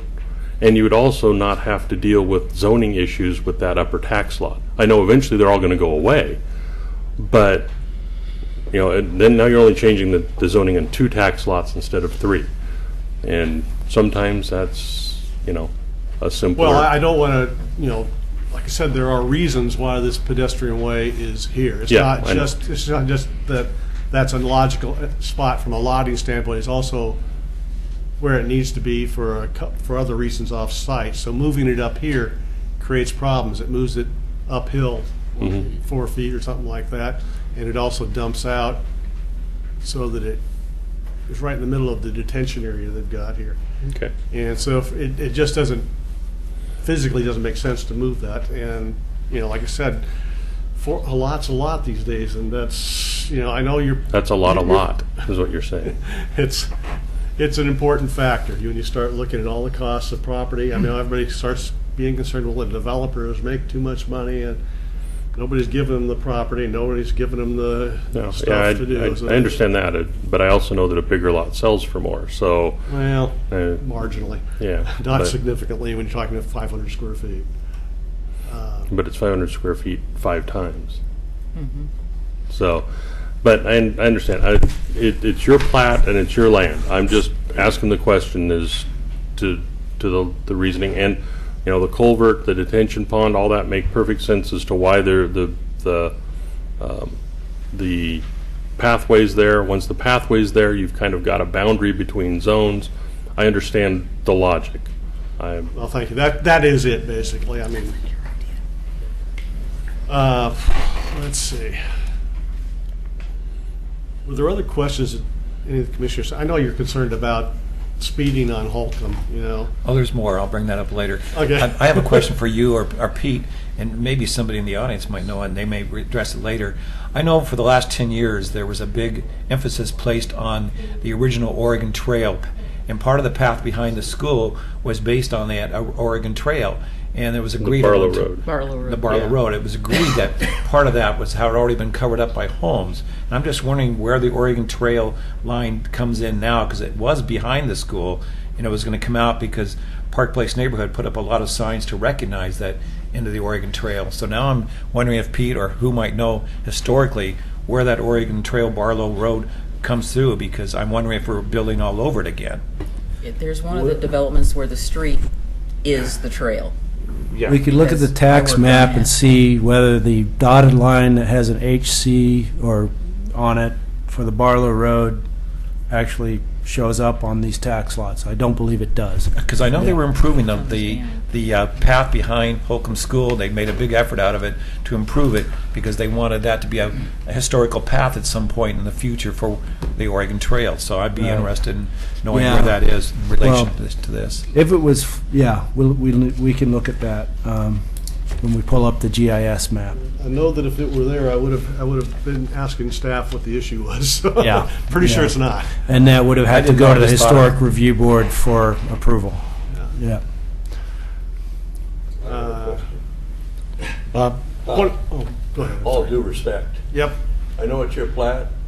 I know it's your land. Not my land, but Well, it's somebody's land.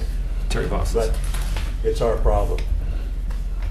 The problem I see, not so much interior, is not, of the lot size and configuration, but it's the public safety factor on those intersections on Holcomb Road. I mean, that's an issue that we would be remiss if we didn't take into account. I don't disagree with you, but your only objective measure of that can be what the traffic professionals tell us. You know? I disagree with you on there because you're talking numbers, and I'm talking alignment and sight distance clearance. They look at that too, Bob. They really do. They look out there and they know what the traffic posted speed is. They've got standard industry guidelines they use as to how far you can see each direction. They measure it each and every time these days and make sure that the standard's met. And that was done on this site. Okay, Bob? I might as well talk about it since he's brought it up. I've been taking notes of things that you've been saying about that, and they were saying there's no gridlock based on standards on Tuesdays, and counted where Holcomb Boulevard, there was several different things you said. But I'm not sure if anyone measured the speed, and I know that's not a factor, but I've lived up there for 10 years, as I've said. You know, there's been no accidents coming southbound except for Holcomb as it turns down to Redland. But northbound, on that very corner, somebody wiped out, the TriMet put a nice park bench in up there, and before the sign completely wiped out because somebody coming northbound skidded out because they got to that corner and it was a blind corner. They didn't see a car coming around there. Second time, I know there's no crash reported on there because I read the report. Yeah, the second one I saw was a car that came around that corner going northbound again, uphill. You'd think the higher speed would be coming down, but it's going up. This car flipped and was on its top in the ditch right outside Holcomb School. So there's a blind spot as you come up, because I come up that street a lot. As you come up, there's a blind because you don't know when someone stopped to turn into Holcomb. They're waiting for traffic to come down. You're coming around that corner, and all of a sudden, everybody's backed up and they slam on their brakes. And there have been accidents. I don't think anybody ever reported wiping out the TriMet park bench there, but it was never replaced by TriMet because it was just obliterated. But there have been a few incidents of problems on that going northbound. But I'm just saying that they may do a count, but that doesn't account for all the speed in that corner as people come around. And as you come around, you don't see the school buses right away until you're right up around the corner. I wouldn't argue that the intersection is an ideal thing or that that's the way a traffic engineer would design it today. But I will tell you that they do look at all of the operational characteristics. They look at all the crash reports, and there were none in the 5-year period prior to this. You know, and I'm a witness. I don't know. Maybe your date's off, or maybe it did. I said I've been there 10 years, so you know. Okay, so this was prior to. Well, it doesn't necessarily mean that they were reported crashes. Yeah, that's what you I know, was two guys Yeah. tail end each other and they exchange Rick, as information you know, and drive this away. is one of the biggest issues that we have. Yeah. You know, We've got two horrible corners. Well, as I said, there are unintended consequences, and the best traffic engineer ever is only counting a snapshot in time. And what we're talking about is things that we have observed, that we know of, that happen, that are not in the traffic reports. And you know, it's just not credible when these other things that are known in the community happen, and we have a traffic report that says, "Oh, well, everything's great." Well, we know it's not great. And so we have Denise, to. you've been a planner for a long I know, time. and we have to balance that. And I had the same struggle when I was writing my own staff reports. How do I balance reality with a report that generally 100% of the public, or at least 90% of the public, doesn't understand because they know what they know? And also, I think. And now I have. I don't know how to say this. Yeah, we have a different hat on now. I understand your concerns, you know, and we've both been doing it a long time. Paul, you've been doing this a long time. We all know that public perception, our own individual perceptions of things can be off. They can be skewed. A report can be skewed. But all I can tell you is that a professional traffic engineer did his best job to look at all of these things objectively.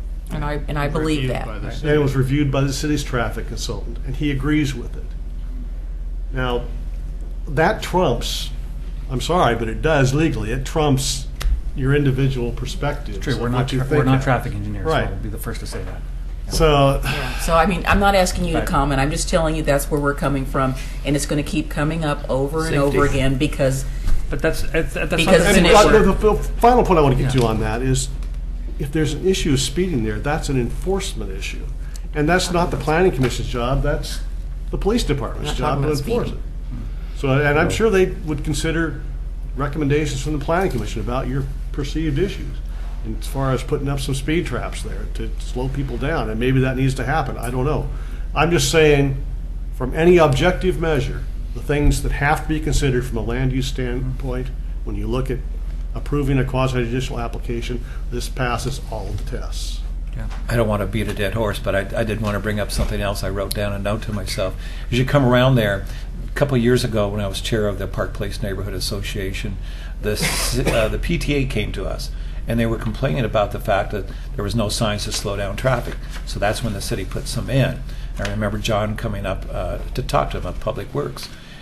Pretty soon they realized that having even a police officer on the corner, people didn't slow down because it was only suggested. Then the city asked for a crosswalk across the Holcomb there. And then it was told to them that that wasn't safe because that is a corner where people come around. You may not see them. So that the city wouldn't, I'm not sure if it's the city or the county, it's a county road at the time, did not allow a crosswalk near the school there because of the safety concerns of people not seeing and coming around. It wasn't so much speed too, as my concern is adding more traffic into that whole little mesh right there of Mixmax. Well, you have to look at these things in Mix balance. Master. You have to look at these things in balance because not only, this exists in isolation now. And at the present time, you've got a bad safety issue on Ames Street. You may have gotten away without any issues so far, but a 20-foot access, and that doesn't even mean, what you would put into an apartment project. You have to be at least 24 feet wide. So, getting improved circulation in the neighborhood is a plus. Getting an area that's currently, all the kids up there have to be bused. They have to come all the way around. That bus traffic has to go in and out of that site and that intersection. Now they won't have to. They'll be able to walk to school. Walk to school safely on pedestrian pathways. They go directly into the school site, get completely away from the parking lot. So there's a lot of plus to this from a public safety standpoint too. We're making some significant improvements that provide multiple ways in and out of this neighborhood, and that improves safety. Mr. Chair, can I make a suggestion? Yes, ma'am. I'm going to throw out something here, getting away from that topic, because all of us, we're not going to agree on that particular issue. What about the idea of possibly constructing maybe two each, some speed humps to help minimize the speed of people going through that neighborhood? Because again, regardless of your professional opinion about our perception, people are going to cut through that neighborhood. It's human nature.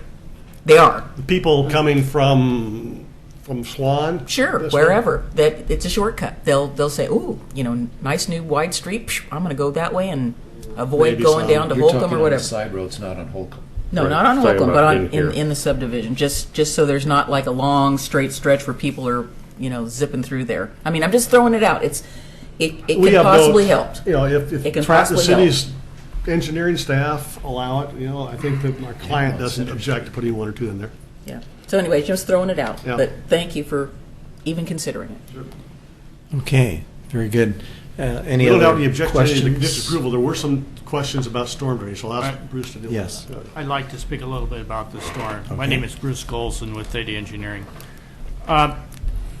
The Sunnybrook Estates subdivision up to the north was developed in 2008, I believe, and they used the same standards that were used today in analyzing the storm system. And up at the north end, way up at the north end on the side, there's a detention pond up there now. And in their analysis, they took into account that this property would be developed and that they have actually oversized the line in Pasture, I believe is the name of that street there, coming from our area to their discharge point. So that's already been oversized and accounted for in the development that this property would develop.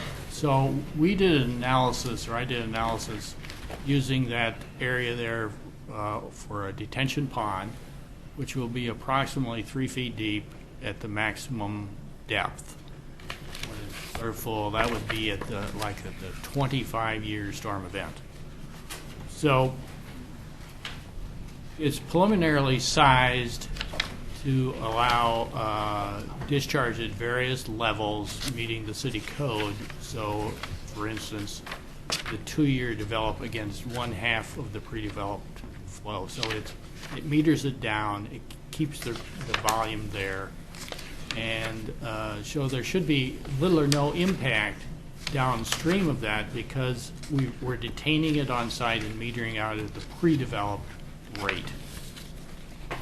We're not changing the boundaries of the basin at all. The property all flows from to the north there, and the property that's off to the side there near the school, there's a drainage ditch there now that cuts that off, so we're not impacted, or the subdivision not impacted, nor the storm facility up to the north is not impacted by that flow that's coming down the side. In fact, that ditch runs all the way north and then around the corner, and I don't know where it goes after that. But Bruce, has our city engineer looked at that? yes, they have. Okay. Yeah, I I submitted a preliminary storm report, and it figuring was they did. reviewed by city staff. Okay. And how many of the lots drain into that swale? Into the detention pond? Yes. They'll all drain into it. All of them? Yes. Could you address some of the comments that were submitted in public testimony about overflowing drainage ditches and water and cave-ins and fences falling off and stuff like that?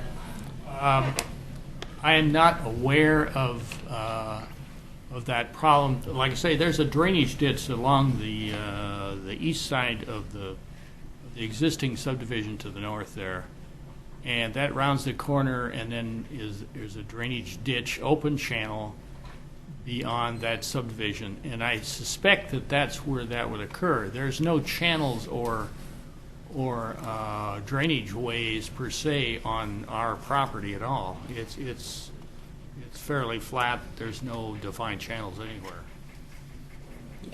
And we're going to, it's all going to be piped. There's a piping connections in Ames, an existing storm sewer system in Ames that collects and directs it to the north.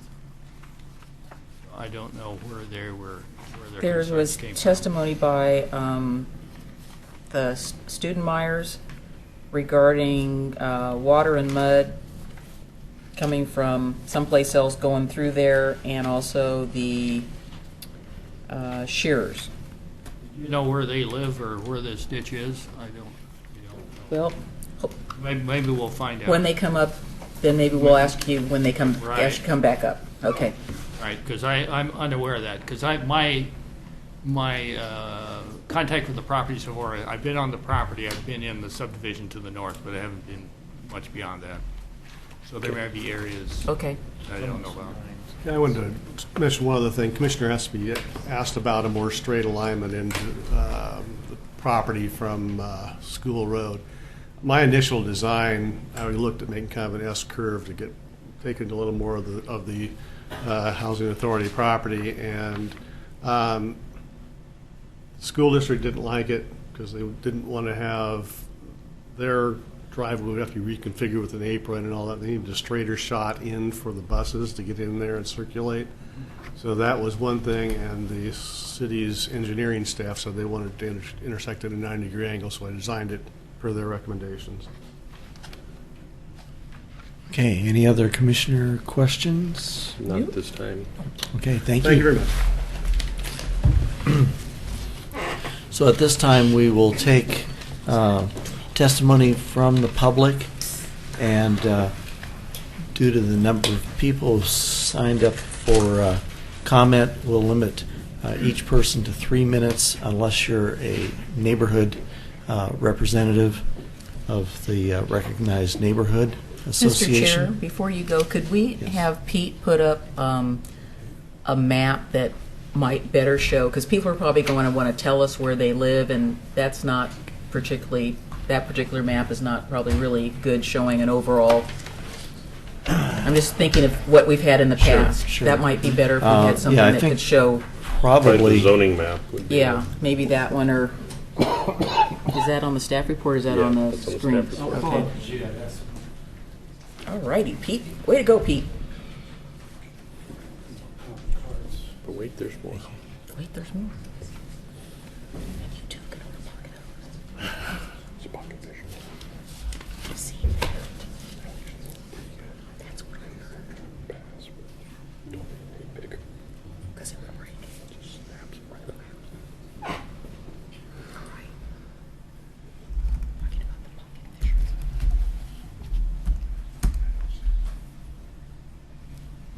The Mobile pocket fish. This is a Dices. What is it? Kitsuna? Yeah.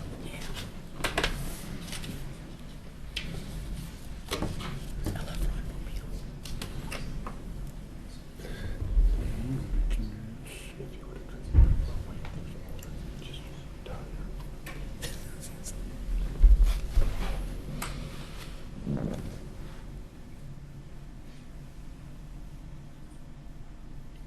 Same weight, but there's like seal. Okay, so we want to see a zoning layer or an aerial photograph?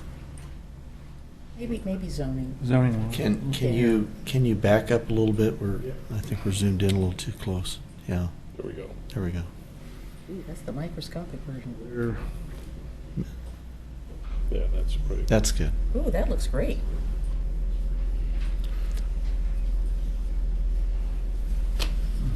This is the online version of this, so everybody can do this at home. And then it just went away. You heard it first here. You can do this at home. All right, so I zoomed out a little bit. You can see 1, 2, 3 parcels. Real quick, Pete, what Yep. are the blue parcels that are on the edge of the map right there? Over here, Yeah.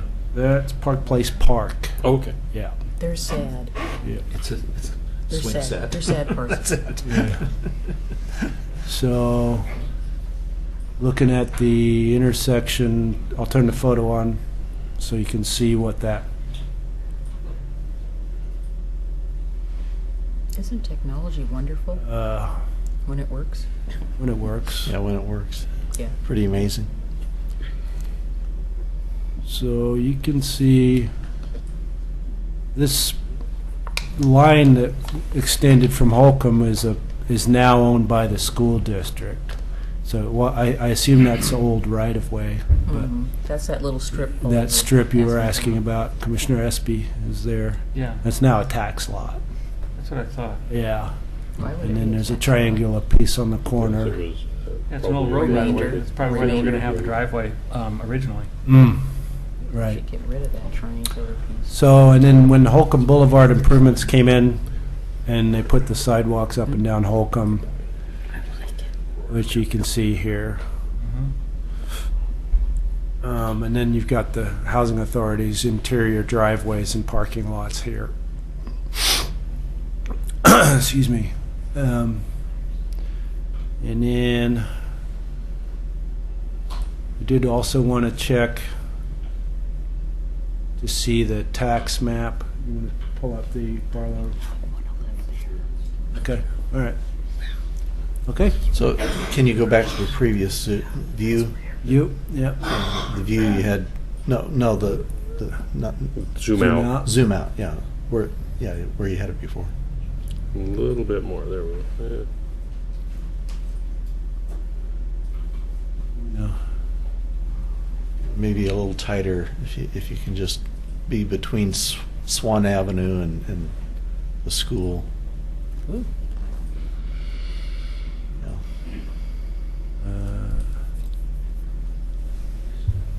There's the school. Yeah. Mhm. Yeah, so just, and Yeah, zoom that- out about 10%. Yeah. That's probably Mhm. pretty That's good right pretty there. Okay. I'm going to zoom out a little. There you more. go. That's Yeah. there. Perfect. Good job, Pete. Oh, no, thank you. That is really nice and clear. That's awesome. Okay. Can you print that for me, please? We can measure as well. Great, thank you.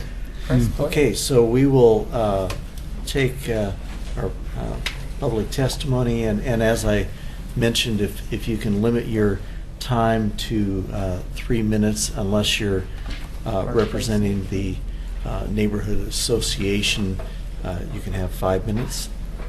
And please come to the microphone before you speak and identify yourself, your name, and approximately where you live. That would be great. The first person to speak is Luis Davis.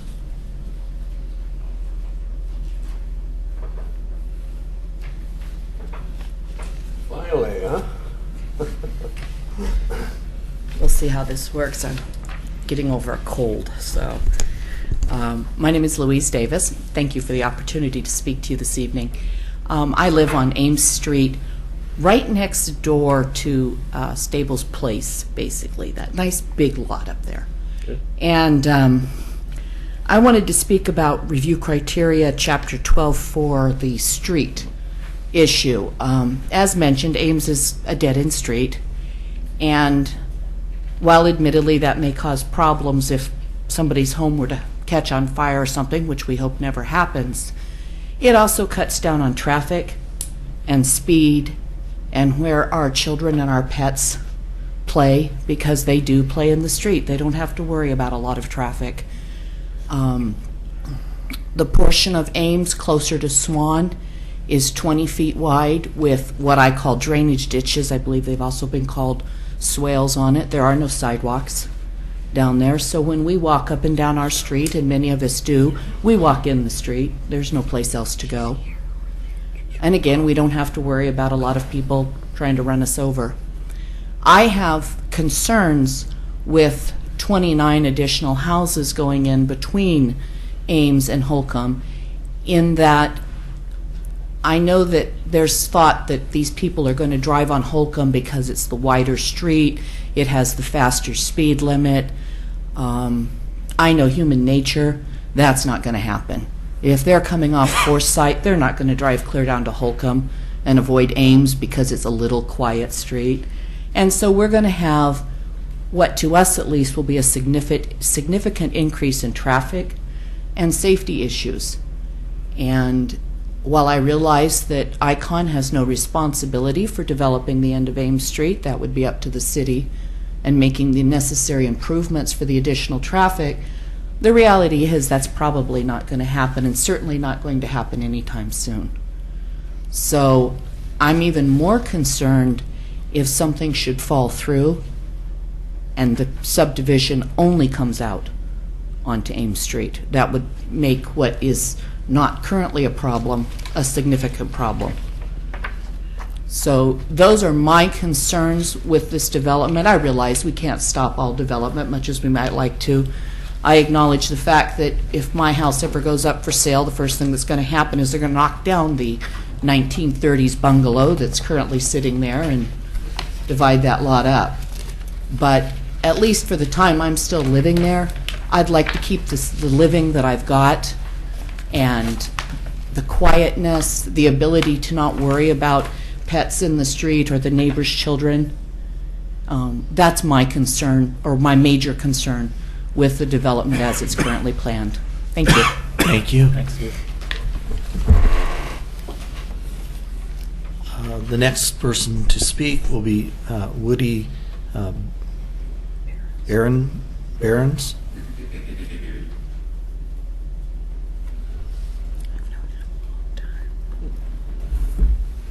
Woody Behrens. I live on the corner of Ames and Swan, and from what I'm hearing, apparently that is not a concern with the safety of us that live out there.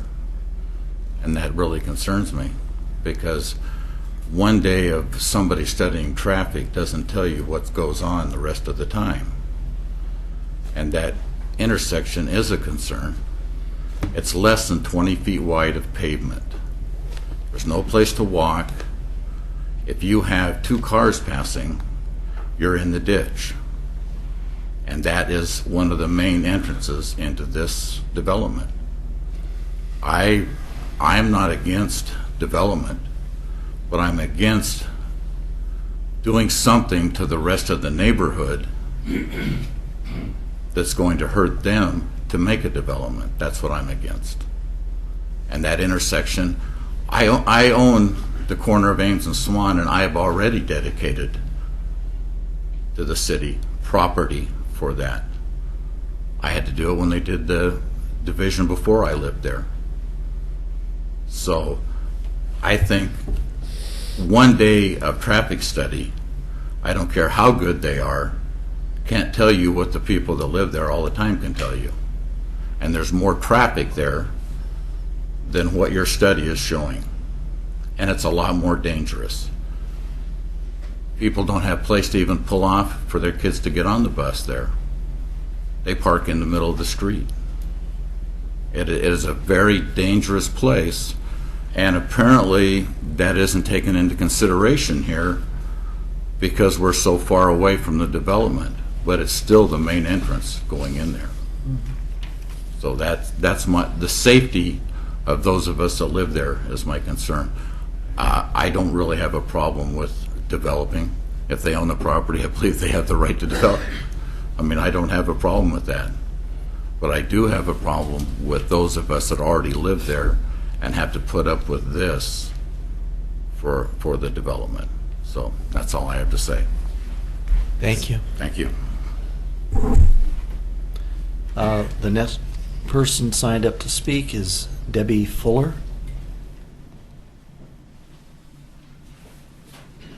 Shirley Patton come up with me.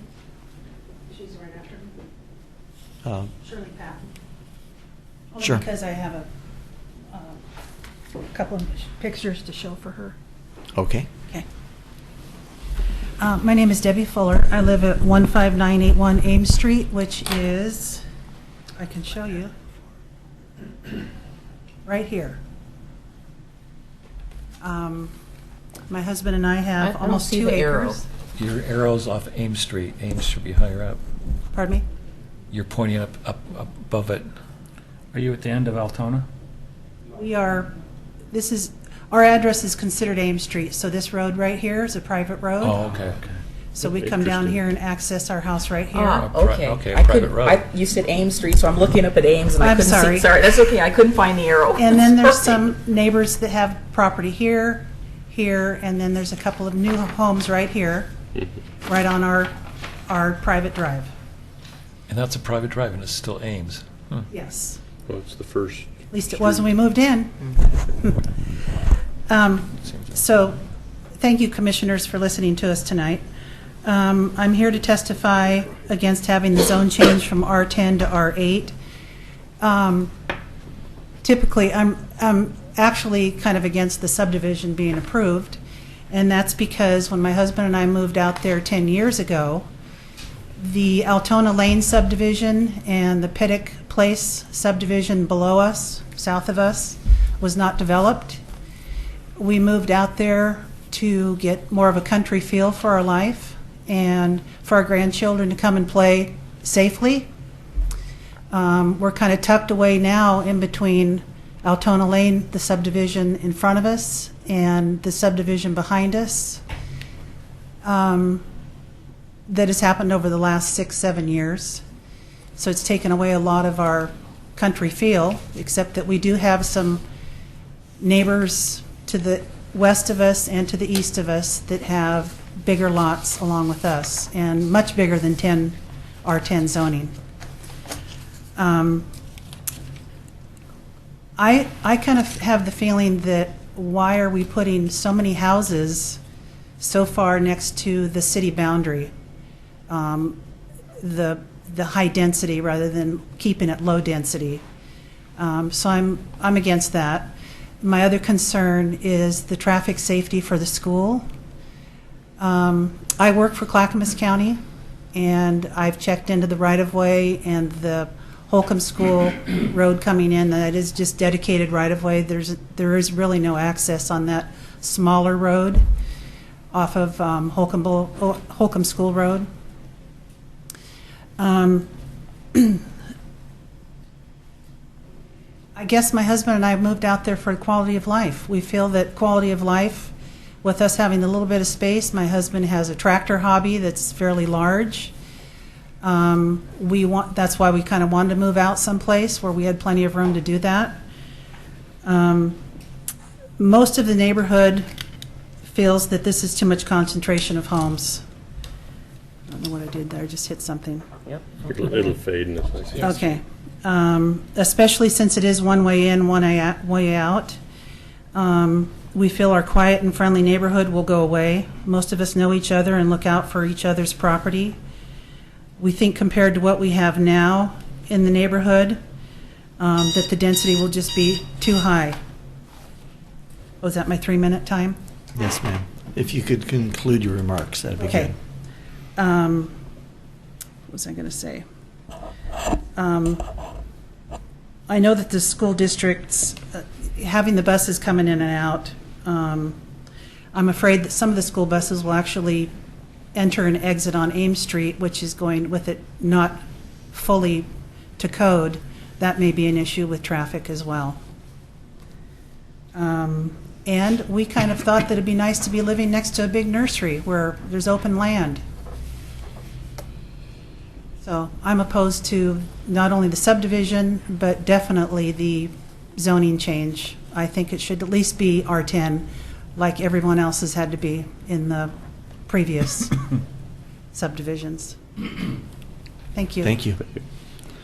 And next speaking is Shirley Patton. My name is Shirley Patton. I live on Forsyth Road.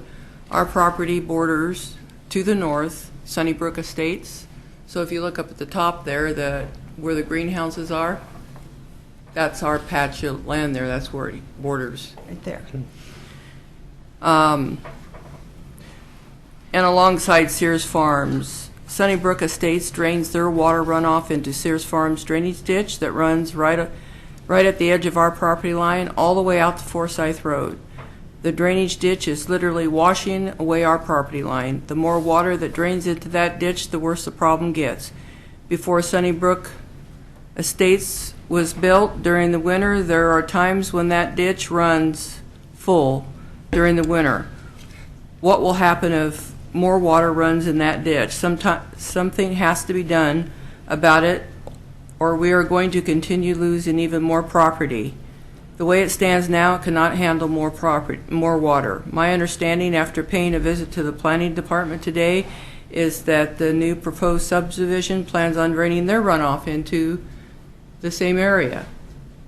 Once Sunnybrook started being put in and they laid all the pavement back there, our basement in our house flooded 3 times because it created so much more water on our property. You could go back there to the fence, and when it was raining, the streams of water were just running underneath the fence that they built in front of our field fence.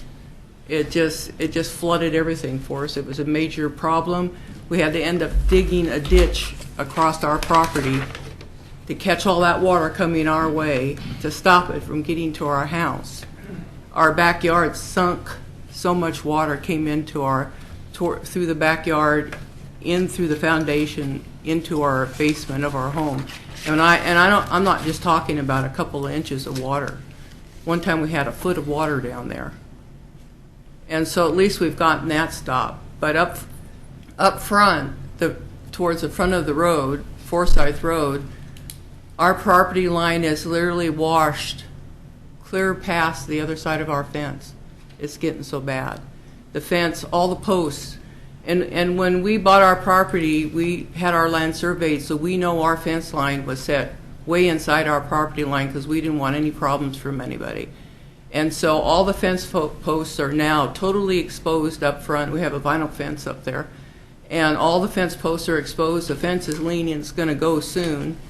And I have pictures, but I don't know how to get them to work on this. Pete, can you help her with her pictures? Everybody talks about the studies they do, that it's not going to impact things. I don't understand that because during the winter that ditch runs full, almost overflowing on the top, and the water's just rushing. Where are they when that's happening? I don't know how they can say it's not going to impact it.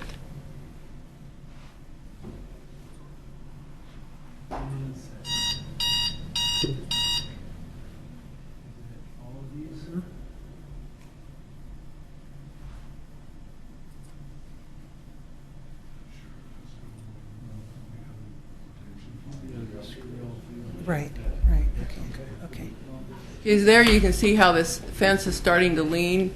You see all the fence posts there that used to be covered with dirt? There used to be inches of property on the left side of the fence. Where's the one that shows the other side of the fence? It's pretty brown. See how the property, that's on our side of the property. See how the property lines washed right? The fence It's washed away eroded both away, and it's just going to keep happening.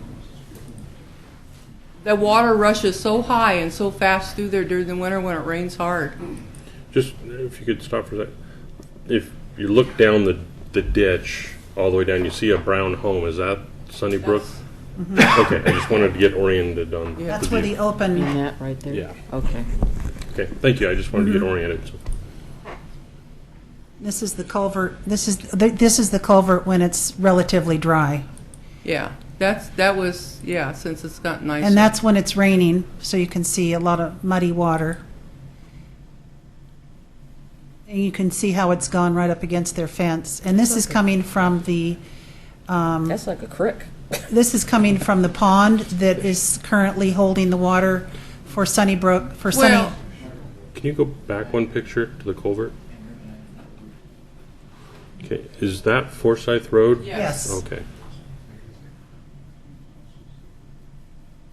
Doesn't look good. So there's water, basically what I think is that the water that's running from the school, where Mr. Givens talked about the water coming along the outside of the subdivision, is probably partial with Sears Nursery in part of this. But this water is coming from the detention pond, which is right up over in here, and it's got an open grate, and it just flows right out into this ditch. yeah, and the problem has gotten worse since they put that in. So if someone else is going to add to it, Well, you can see where their fence is Yeah, it's definitely. it's wobbly. Mm-hmm. Okay, very Okay. good. thank you Thank you. very Thank much. Can you get copies of those pictures to Pete? Oh, sure. He can just copy them right now if he wants. I don't think he can do it on that one, but who knows? You can download them. You can download them somewhere, can't you? Yeah, it's right. Okay, the next person signed up to speak is Leroy Studemeyer.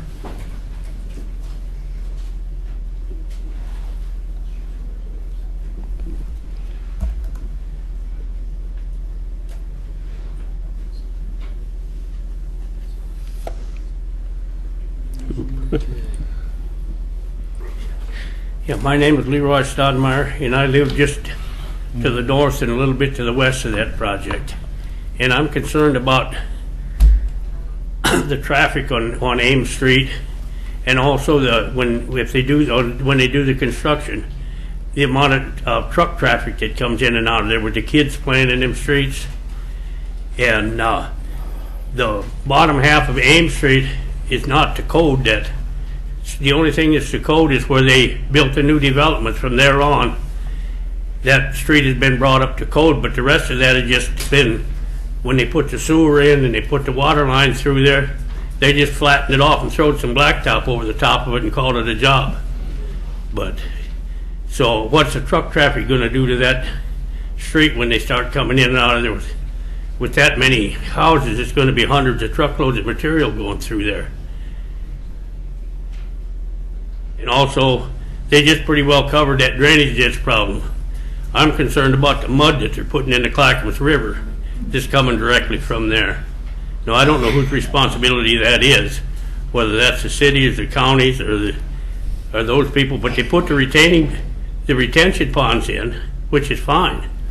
But you can't dump clean water into a ditch and expect it to come out clean water when it gets to the river. But those are my concerns.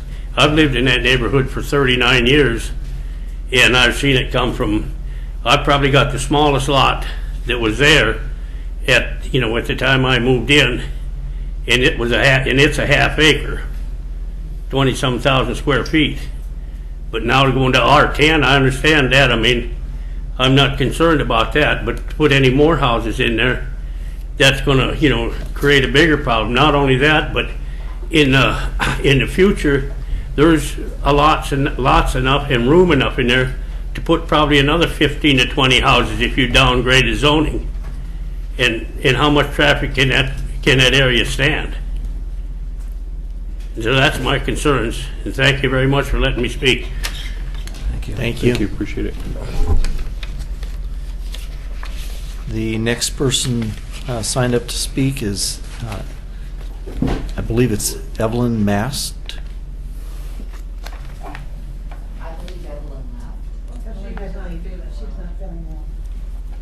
Okay. We do have her statement. It's written so. testimony, yeah. The next person speaking will be Stephen Brower.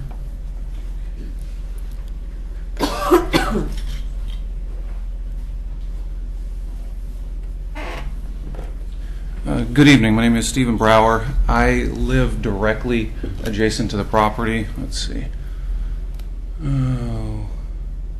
So, in this house right here, my backyard will become this development. I appreciate letting me speak tonight.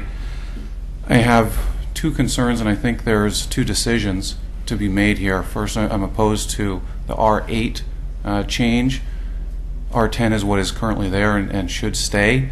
Also, the decision to approve the development on the basis of two things. First, I want to talk about quality of life. I recently moved here from Spokane, Washington. I actually was in this exact same position where I lived in a house. The property behind me was then developed, and my backyard became another development and a road. At that time, I spoke with my wife and said if we ever have the chance to move, we will not be in the situation again.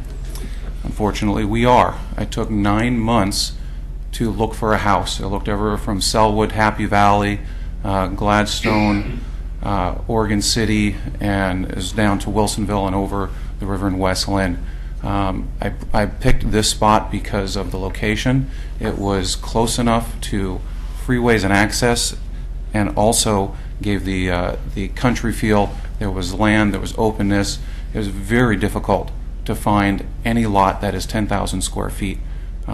It was a difficult situation in which then required me to take 9 months to find something. So that's the reason I ended up here. If this is approved, then it'll completely change the reason I just moved here. I bought the house and I moved 1 month after this was then decided. So it was too late for me to change anything. So from a quality of life, I'm definitely opposed to this. I'm opposed to the development because of the safety and transportation issues. And I want to just kind of make an analogy to try and boil it down a little bit.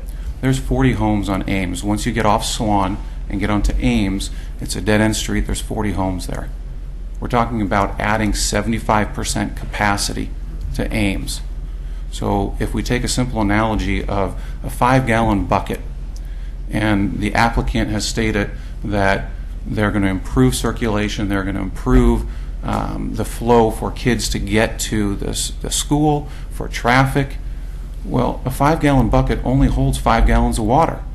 If you add more to it, then it overflows. We are not talking about transplanting kids or traffic or volumes from anywhere else. We're adding to it. And this 5-gallon bucket of Ames and Holmes and Swan cannot handle it. On the days that we have the fog, then you can't see 5 feet in front of you, when you have snow, when you have the rain, or you have the sun blinding you coming around the curves. Those are factors that haven't been taken into account by the transportation survey, and those are things that we deal with all the time. Thank you very much. I appreciate it. Thank you. Thank you.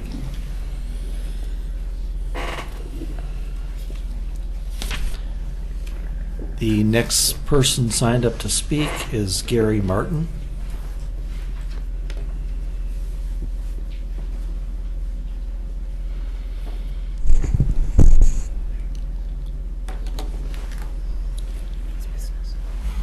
Good evening. My name is Gary Martin. I live at on Altona Lane. I guess I can show you where that is. If I can find the cursor. It is. I've lived there. So we're the street most adjacent to the west side of the proposed development. As I see it, there are three possible outcomes: no development, development under the current zoning, or development with an exception to the current zoning. I'm here to speak against option 3, exception to the current zoning. First and foremost, my reason is predictability. Zoning exists in the first place so that those purchasing a home, like my wife and I did in 2011, investing our lifelong savings into our first and probably only new home, have some assurance that the zoning will not be changed on a whim. Simply because a developer desires to put in more houses than current zoning provides for does not, in my opinion, constitute a unique or compelling reason for this body to recommend a zoning change that impacts, that is, reduces the value of the surrounding properties. To me, it's not even a close call. Secondly, if this matter is a close call for any of you, please keep in mind that the parcel in question is literally at the end of the urban growth boundary.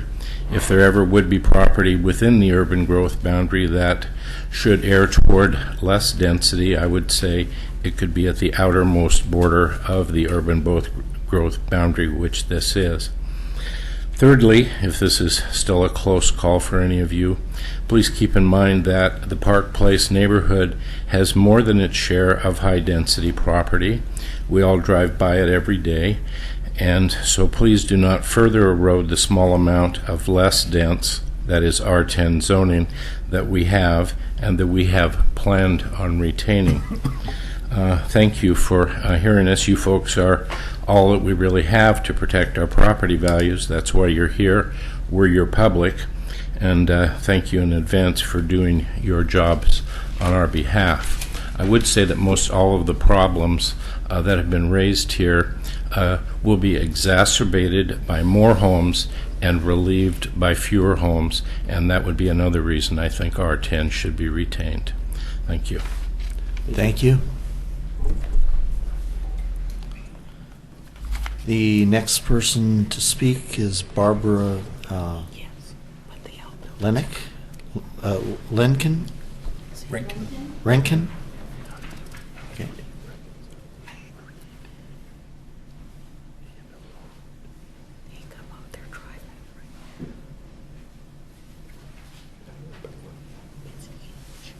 Good evening. I'm Barbara Rankin, and I live in the Park Place neighborhood, further east down Holcomb. So, and I am also a member of the CIC because I am the vice chair of the Park Place neighborhood. My husband and I moved here about 10 years ago, and we chose to live in a rural area. We have property behind us that's scheduled to be built on. It was annexed a few years back. It hasn't been developed, and it is R10. And I can envision a builder coming in there and wanting to change that too. Holcomb Boulevard is a very unsafe thoroughfare. The traffic is way too fast, way too fast. It comes down a high hill further east. And when it gets to the school, if you're not paying attention, you got to slam your brakes on because you hit that turn. It's a very dangerous place. Intersection. I'm concerned about the overall plan for Oregon City and this high density idea, especially on the outskirts of the urban growth boundary. We're at the end. And so this property is also at the end. Why do we want to put such a higher density out in the country, which is why people move there? So I would like to see, I'm not against any kind of development, as long as it's done with some thought for the quality of life and safety. And kept at R10, which is close enough for people to live in, and children can still play. Thank you. Thank you, Barbara.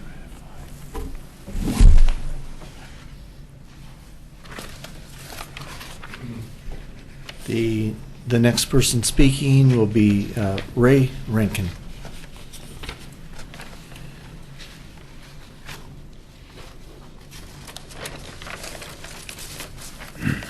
Hi, I'm Ray Rankin. I live with Barbara, and we live in Barlow Crest neighborhood. Like Barbara said, we bought our property 10 years ago when the property behind us was still a pasture.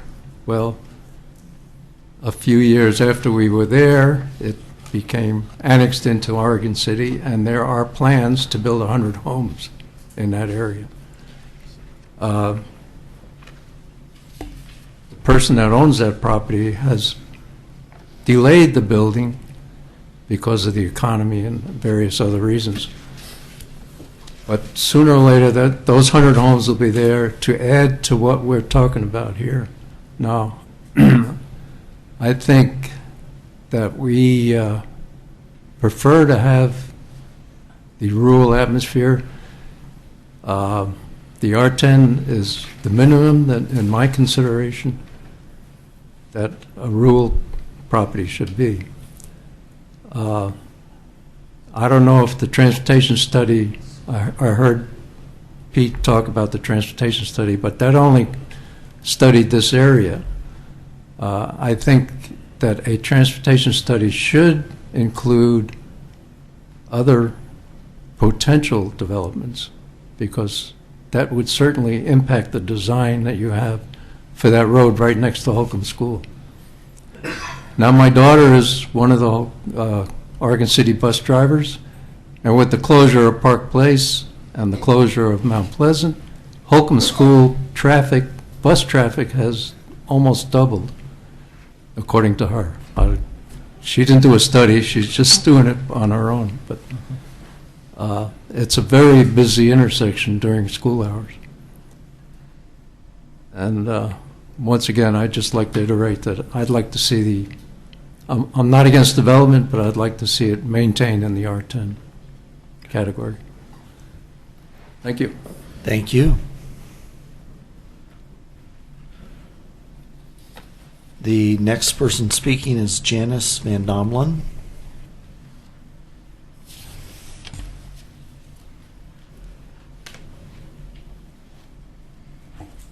My name is Janice Van Domelen, and we live on Stables, which you can see. We found that property about 4 years ago, an R10, very hard to find. We lived farther up Holcomb for about 25 years, moved into the city, knowing things would be, but thought at least this way we have a little bit of space. So you have a place to park your boat, you have a place for your toys in your yard, not on the street. That is a concern of ours. If this development goes in, most people around here have toys, and it's nice if you can keep them contained in your yard. But our main concern is what everyone else has already voiced, is really safety. Ames Street is not equipped to handle. And it will be, as Denise brought up, if you're coming off Forsyth, Swan is not a nice street. You are not going to ricochet down Swan if you can cut over a little bit on Ames and have a nice swath to drive and be at Holcomb School. So we thank you for your time. Good luck with this decision, and appreciate you listening to us. Thank you. Thank you. The last person I have signed up to speak is Bob LaSalle.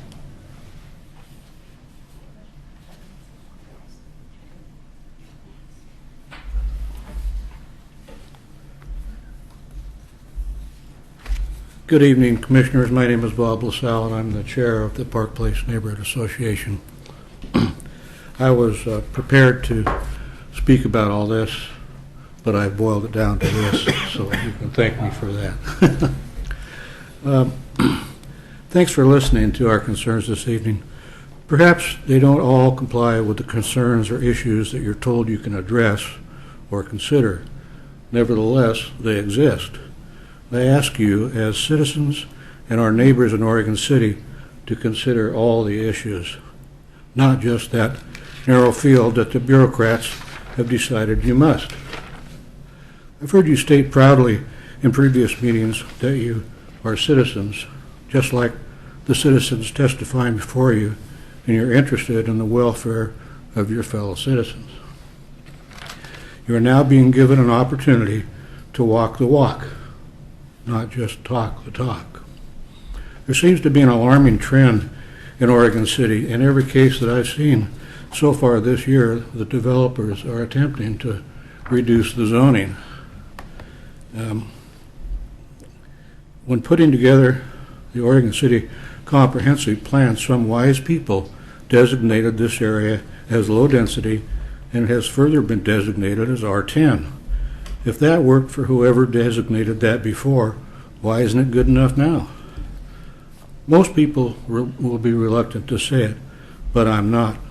The reason the developers are requesting more dense zoning is to be able to build more homes, thus make more money. They use reasons such as better use of available land and resources and more diverse housing choices. Let's not kid ourselves. Those reasons, mandated by Metro, simply add fuel to their arguments. I'm now quoting from the Oregon City Comprehensive Plan, Section 10. Quote, "The housing goals and policies listed in this section are intended to ensure that the integrity of existing neighborhoods are protected." In the original presentation by the developer, he proposed changing from R10 to R6. That certainly wouldn't have complied with the direction of Section 10. His revised proposal to R8, with a reduction of front and side setbacks, still doesn't protect the integrity of the existing neighborhood. Section 2 states, "Provide an interconnected and accessible street system that minimizes vehicle miles traveled and inappropriate cut-through traffic." This plan facilitates cut-through traffic, particularly from the neighbors to the west of Ames Street. There's a lot of people that would use that cut-through to take their children to the school. Section 14, urbanization, ensuring that the city's basic utilities and facilities, especially its transportation system, have the capacity to handle the growth.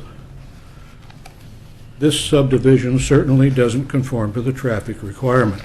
The traffic study that has been presented has some serious flaws, which I've indicated so in the letter that I sent to you. I'm certainly not a traffic engineer, but from what I could read, it's not very complete or consistent. The fact that it doesn't even address the already severely restricted intersection of Swan Avenue and Ames Street seems to be a serious omission. Even though it's well outside of that development, it's still a serious situation.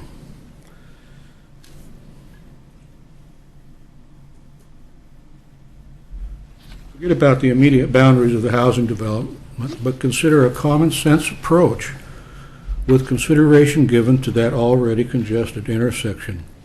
I now reference the Type 4 application, staff report, and recommendation, Goal 12, Transportation, page 9, that traffic operations would be adequate at all analyzed intersections, and page 17, that off-site mitigation for traffic impacts is not required.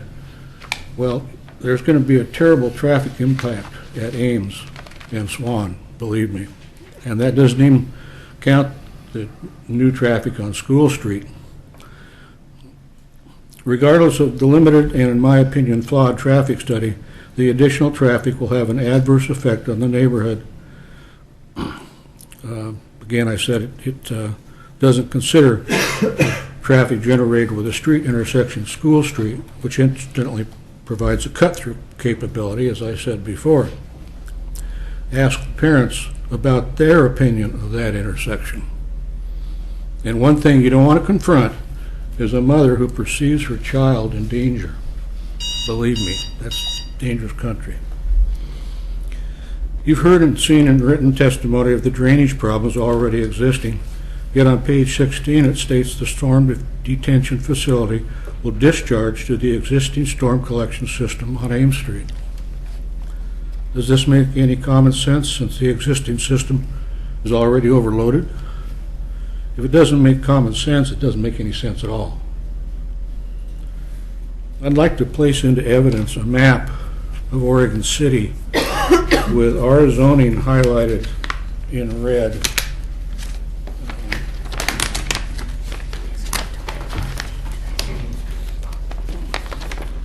And that's just R8 zoning in the city of Oregon City.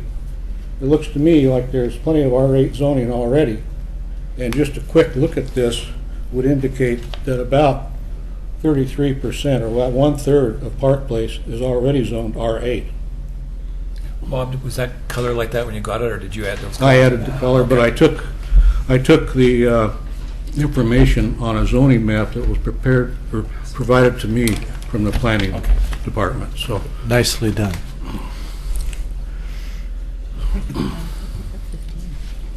I'm going to ask you to consider your responsibility to the citizens rather than the developer. This reduction of zoning sizes has to cease sometime, somewhere. Let it be here and now.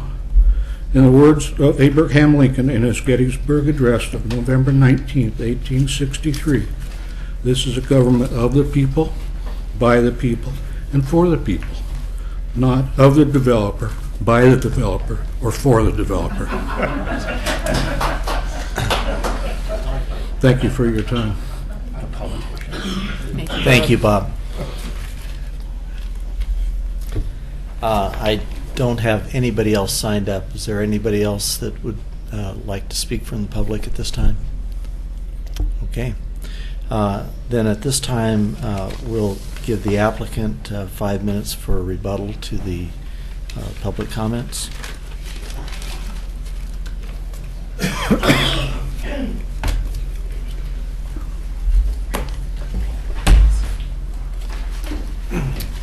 For the record, this is Rick Givens again.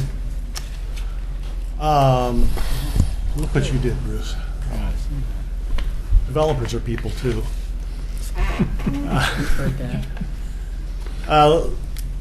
Four houses, that's what we're talking about with the zone change. In terms of traffic impact, roughly 40 trips a day, 4 trips during the peak hour is what you're looking at. Probably at least half of them are going to go out the school road and maybe half the other way. I don't recall exactly what the traffic study said, but can't imagine why it would be any different from that significantly. So we're talking about a couple of trips in the peak hour through that intersection difference under R10 versus R8. Yeah, I get the argument that I bought my house out there because it was in the country. And, you know, I always wish as a consultant people might talk to planning departments and talk about, you know, what the comprehensive plans and zoning do call for and what they allow before they buy, because I hear this argument virtually every subdivision I do, because people buy properties with expectations, and those expectations turn out to be different than what city plans allow. First, I'd like to clarify the record that R8 is not high density. It's not even medium density. Under the city's comprehensive plan, R6, R8, and R10 are all low density residential development. And the comprehensive plan allows for all of those to be considered as appropriate zonings for properties that are designated low density residential. We're asking for the zone change on this property for planning reasons as well as monetary. Sure, I mean, anybody in business is in for monetary reasons. That doesn't mean those aren't valid reasons. Provides more economic development to the city, more systems development charges, more construction jobs in the city, you know, more tax base. All of those things happen as a result of a little more development. But you also make more efficient use of facilities and streets, as we talked about previously. So those are valid reasons to look at considering the full range of zonings that are allowed in that comprehensive plan designation. And it makes the most sense on properties like this that have absolutely no development constraints on them, that are served well by facilities and services, that are adjacent to a public school, that are adjacent to R 3.5 zoning. It makes sense to consider it, at least in those areas. And my client, has looked at this property both from an R10 and R8 standpoint. Frankly, if you went R10, you probably would be looking at just doing access from Ames Street and maybe an emergency vehicle access from Holcomb, because the additional cost of making that connection, would be borne by the development. And so then all the traffic would be going out Ames, and, that's would be allowed under the code because it would continue to meet all the traffic standards and all those kinds of things. We think this plan makes a lot more sense. It allows the project to be served from two directions. It allows also for the school to have another way in and out. You talk about concerns about crashes at that intersection. Well, if there's one there now, nobody's getting in and out of that school if there's a problem at the intersection of Holmes and Stool Road. Holcomb, and School Road. And this provides another way out of there for increased safety. Connectivity is good. That's why the transportation system plan calls for more connectivity. It's why, anytime you develop a subdivision of more than 25 lots, you're supposed to have more than one way in and out. It's just good planning. You want to have a network of streets that all share the burden. People talk about cut-throughs traffic from I guess they're saying people are going to go to the school from Swan, they'll turn on Ames and cut up through the neighborhood. Some will probably try that, I suppose, but if you think about it, when they get to that intersection, if they come at the drop-off time, they're going to be teeing into an intersection that has continuous traffic going in and out.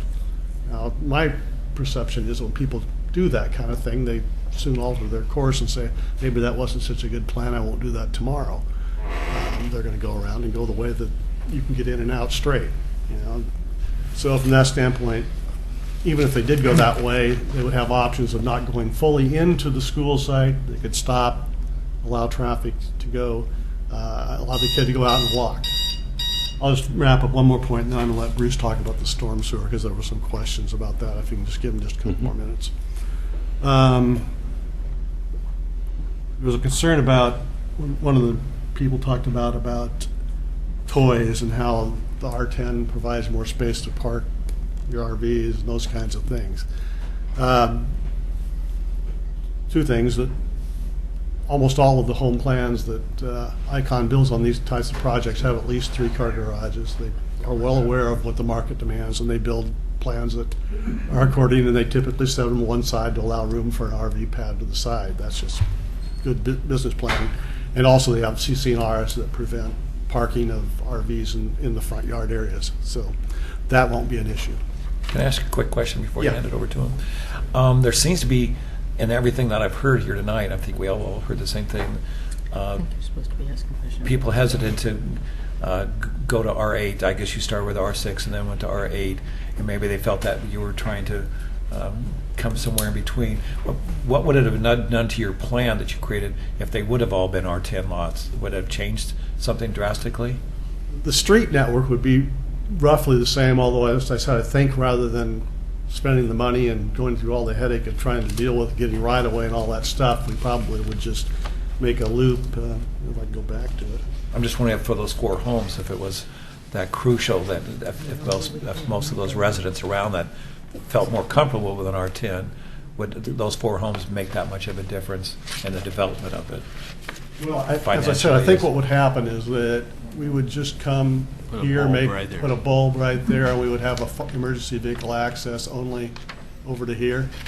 So then you're looking at all of the traffic going out on Ames, there not being any connectivity to the school, and then the only time you're ever going to get any future solution to the Ames being dead end is if at some point there's a connection to Blue Mountain, is it, that comes in there, Yeah. I think, Pete? I don't understand how that R8 versus R10 does that at the corner. Can you explain that? Well, just, that the road Yeah. here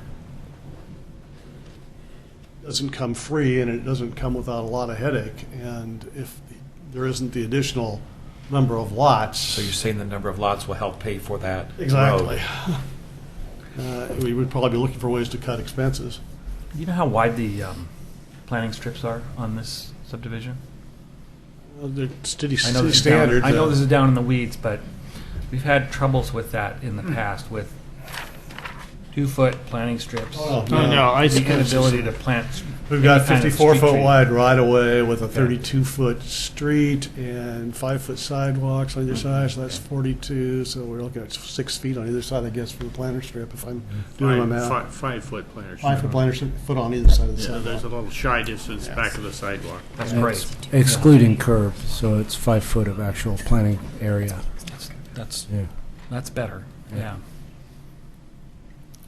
But, yeah, I'd like to, can you get back to the aerial photo there, Barbara? Maybe? Just click on 3 on the side. You can see it on number 3. Well, he had Yeah. Surely, well, that no work, I guess. You want the one that was on the That no work. city. Okay. Stop doing that. And another person here. We need tech support. Well, You wanted the one that was on the Oregon City map? Yeah, the Oregon City map is the one they really wanted, but this no work. The detention pond that's existing up there at the north is a vegetated pond. There's no dirt in there. It's all vegetated. There's grass growing in it. This property and the property to the north, where the subdivision is now, they all drain there now. The water that's here goes there now. The real issue is the farmland that's to the east. Shut that, Pete? Which was the east Yeah, well. That way. Yeah, okay. I'm sorry. Over here. I was going to get that WebNet thing, but Yeah. maybe I shut it by mistake. Oh, I was looking at the wrong browser. Anyway, to the east, there's farmland, it's a nursery, and there's a ditch that's just on the east side of Ames. And second. Okay. When in doubt, hit Are escape. you talking about the Patton property? Or If we get a picture here. Okay, There we go. That'll work, right there. Thank you, Pete. There's a drainage ditch that's at least right there. I've seen it right there over the fence. It goes along the property, and then this property all drains into this ditch that contributes. The stormwater pond discharges right there, right at the edge of Pasture Way, right somewhere in there, right along in there somewhere. And so the water, a lot of the water that's dirty is coming off these farm fields and this vegetated stuff that's off to the side. Dirty water is not too possible because we've got its impervious area here and lawns and landscaping. There isn't any open dirt down here or farmland. It's more of a pasture land. And so all the water that comes there is relatively clean when it gets to the detention pond that's currently there. And like I say, all the water currently goes there now. We're not changing the basin. It all goes there. The water to the east is contributing to this, and most of that is farmed. You can see it's farmed from there. There's nothing growing on it at periods during the year and probably during the winter, and contributes greatly to the water quality of that downstream ditch. Just to clarify, Running this way or running that way? what your current proposal is Sunnybrook 2, those 3 pieces, would have their own detention pond, and then they would go into the storm sewer in Ames and go away, not run to that ditch. They'd end up in the ditch where it ends up now. All the storm water that's from this property all ends up right there now. It all ends there now. Right. So that's actually not going to change. We're not going to change it. What we are going to do is, though, account for all the impervious area to slow the water down and build a pond here. It's also a water quality facility that helps clean it so that when it gets there, it shouldn't be any more in velocity than occurs now. So we won't be contributing to the, it won't be more water. It only rains so much.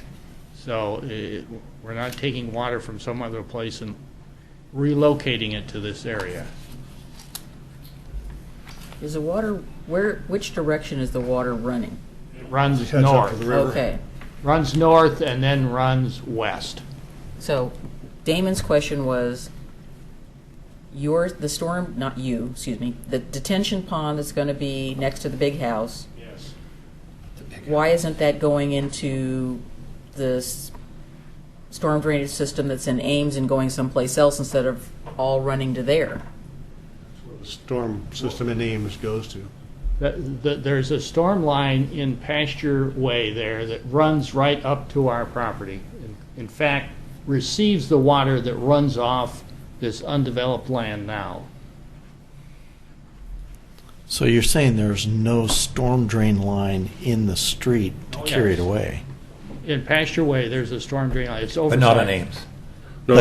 Oh, yeah, there's one running east and west in Ames that collects up Stables and runs it also into the same direction. Well, what I'm saying is there's nothing that goes down Ames and off to the treatment plant or anything like that. It just collects in your detention ponds and then goes out the ditch and eventually into the Clackamas.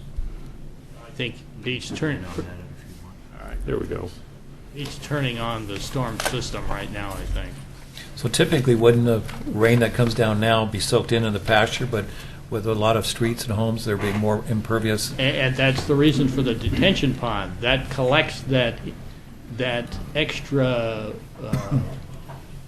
force that comes, collects a lot quicker. But it still all because goes it's down to that one there. But it's the only same amount of rain. I mean, it's the same amount. We're just. But in the impervious, in a surface like a pasture, it would soak in, but now you're collecting Well, and then it sending soaks it in down. to some extent, but we're putting it into a pond and then metering it out slowly to replicate the undeveloped situation.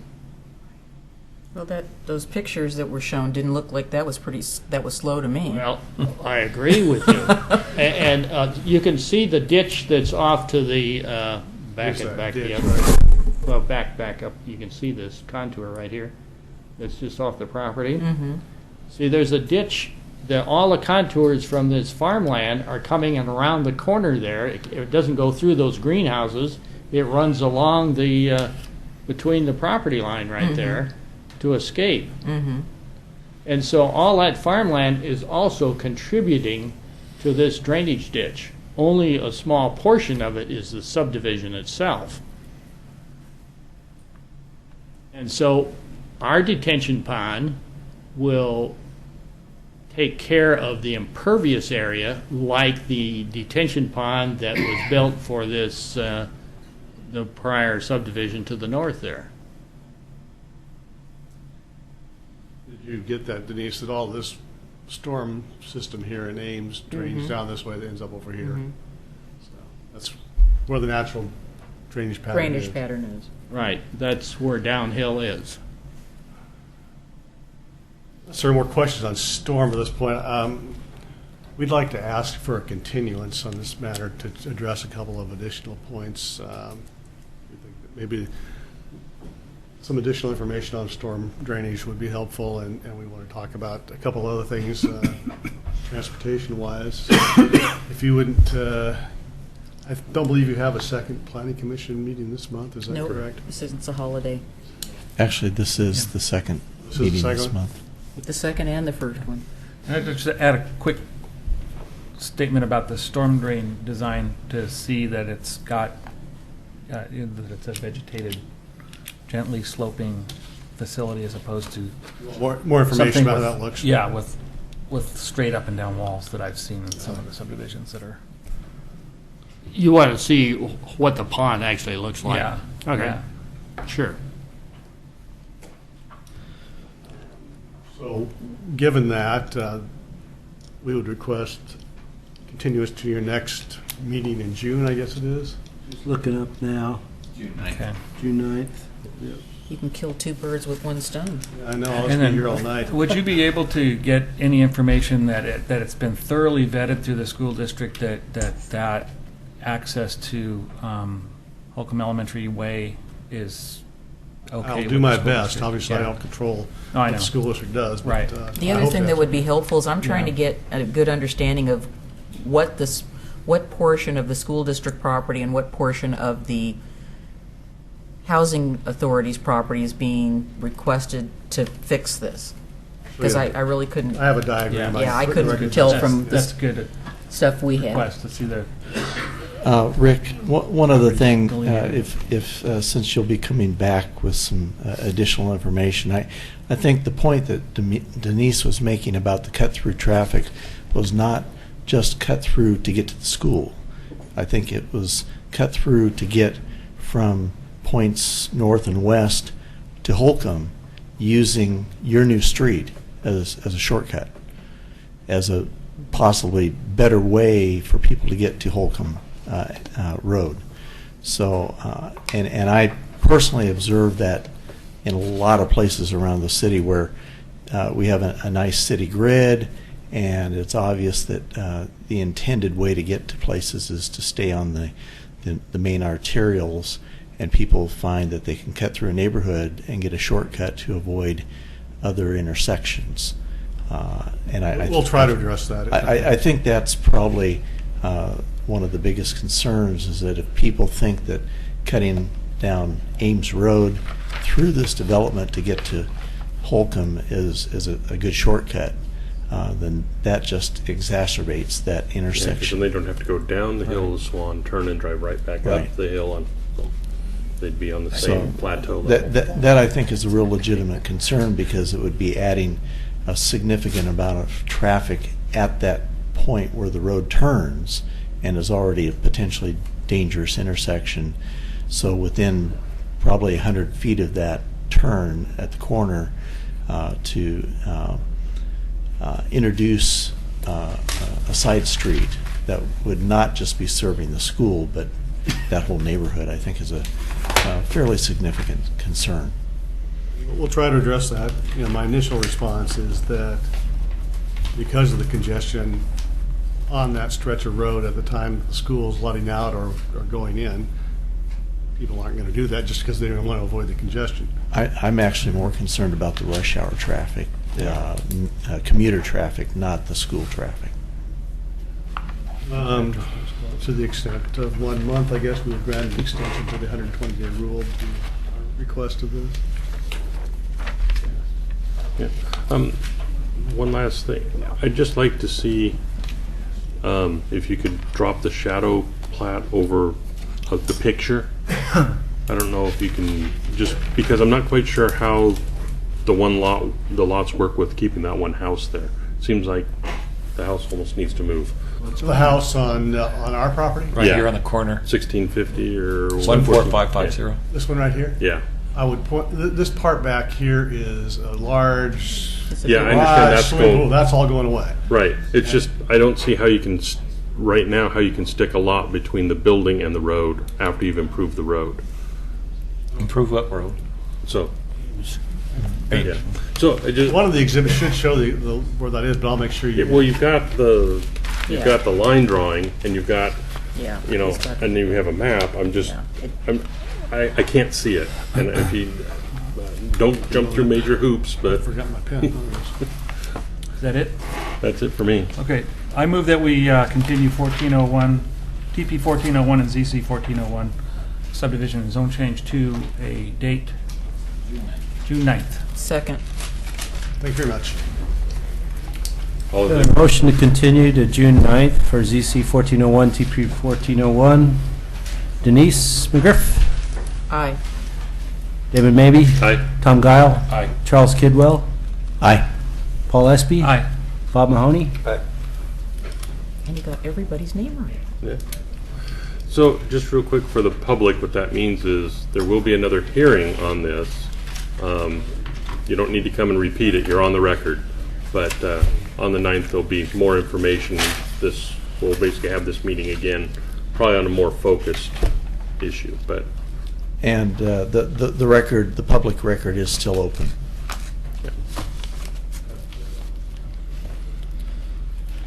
Okay, Pete, are we going to talk Tony, about can I ask your the indulgence? signage? Can we Yeah, that's what he's about postpone to the say. sign code? 'Cause Yeah, I think the question is to try and find a date, because I think that the June, It's gotten very busy. So I mean, we could put it on there again, and if we have time, we could address it, or, I think that is probably, given the other hearing that's on there, I think it's, unrealistic. yes, sir. Okay. So that would mean, 9, Could we the meet? 23rd, I think? Could we meet on That's the, right. Is anybody available on the 16th? I will We be wanna- out of town. We want to talk, oh, perfect, then we can talk about all the flags and stuff. 16th of what? June, to have a work session on the sign code. What Is this a work session or is it our Public first hearing. meeting? It's a public hearing. Well, I've got to continue tonight's public hearing to a date certain for the hearing. We could certainly come in, take public comment, and go into a work session on the 23rd. Okay. That would work. sounds, 23rd of June. that sounds reasonable. Make sure there's no one here to talk about. Yeah. Can you share Kidwell? June 23rd? I don't think there Can is. you just put it on Yeah. the record that you've offered if anyone? Is there anybody here to talk about the sign code? I think No. not. Okay, there we Thank go. you. Thank you for the brief. So why don't we'll continue the public hearing to the 23rd, but then plan on a work session, it sounds like. So we'll, Hearing of the sign code. Yes, on I the would, sign code. I would move that we continue the hearing on the Oregon City sign code revisions to June 23rd, take public testimony, and then have a work session. Second. Is that good? Yep. Okay. Okay. We had a motion and a, Second. Paul, second. Yeah. is there a second? Motion, Yes. and second by Commissioner Espy. And I'll call the roll. Commissioner Mahoney? Aye. Commissioner Espy? Aye. Commissioner Kidwell? Aye. Commissioner Guile? Aye. Commissioner Maybe? Aye. Commissioner McGriff? Aye. Thank you. Very nice. So, Anything Pete, new do we on have any our friends at Blue and communications? Heron? Um, I got like 4 emails in the last week. What's Tony. going on? No, Mega Rock LLC did close with the trustee, so they did take over ownership of the property. We're scheduling meetings coming up here pretty quick to meet with them and hear what they have to say. I think that the main points are that, all along, we've been trying to get a private developer at the table, so we now have one. We'll continue those discussions, see what their interests are, how much they align with the work that we've done to date. We'll continue to work on, obviously, approval, signature for the land use application, so we can start that process. We're also creating, the strategic document that would essentially be used for explaining the project, using it for lobbying for additional funds for the project, and we're still moving forward as the Riverwalk as the first project the public agencies and partners would focus on. So we've had a lot of coordination with state parks. They've been coming to our weekly meetings that we have with our partners. So we're still moving ahead. Obviously, there is, some discussions that we have to have with the property owner, and we look forward to that. That's been the goal all along, was to get it back into private development sooner rather than later, so that we didn't have a vacant piece at the end of our downtown for decades. I just assume the county take ownership under foreclosure. Just Well, continuing what I started when I was the commissioner, I think that the floodplain area is a perfect site for a ball stadium. I mean, after all, many cities have proven how beneficial it is. And then we get used to the lagoon. So we want aqua baseball? No. Tough site to get Once in and every out with 30 the kind of years, it'll get- transportation that brings. Well, once every 30 years, it'll get resodded, and we won't Okay, have to. all right. Yeah, I'm not Yeah. buying it. You're talking water polo? Dan? That's what I was saying, water polo baseball. Candlestick All right. Parks proved it works. Many, many, many. If we don't have any other business, I move we adjourn. Second. Thank you. And you'll let us know anything about the baby, We right? are adjourned. I will.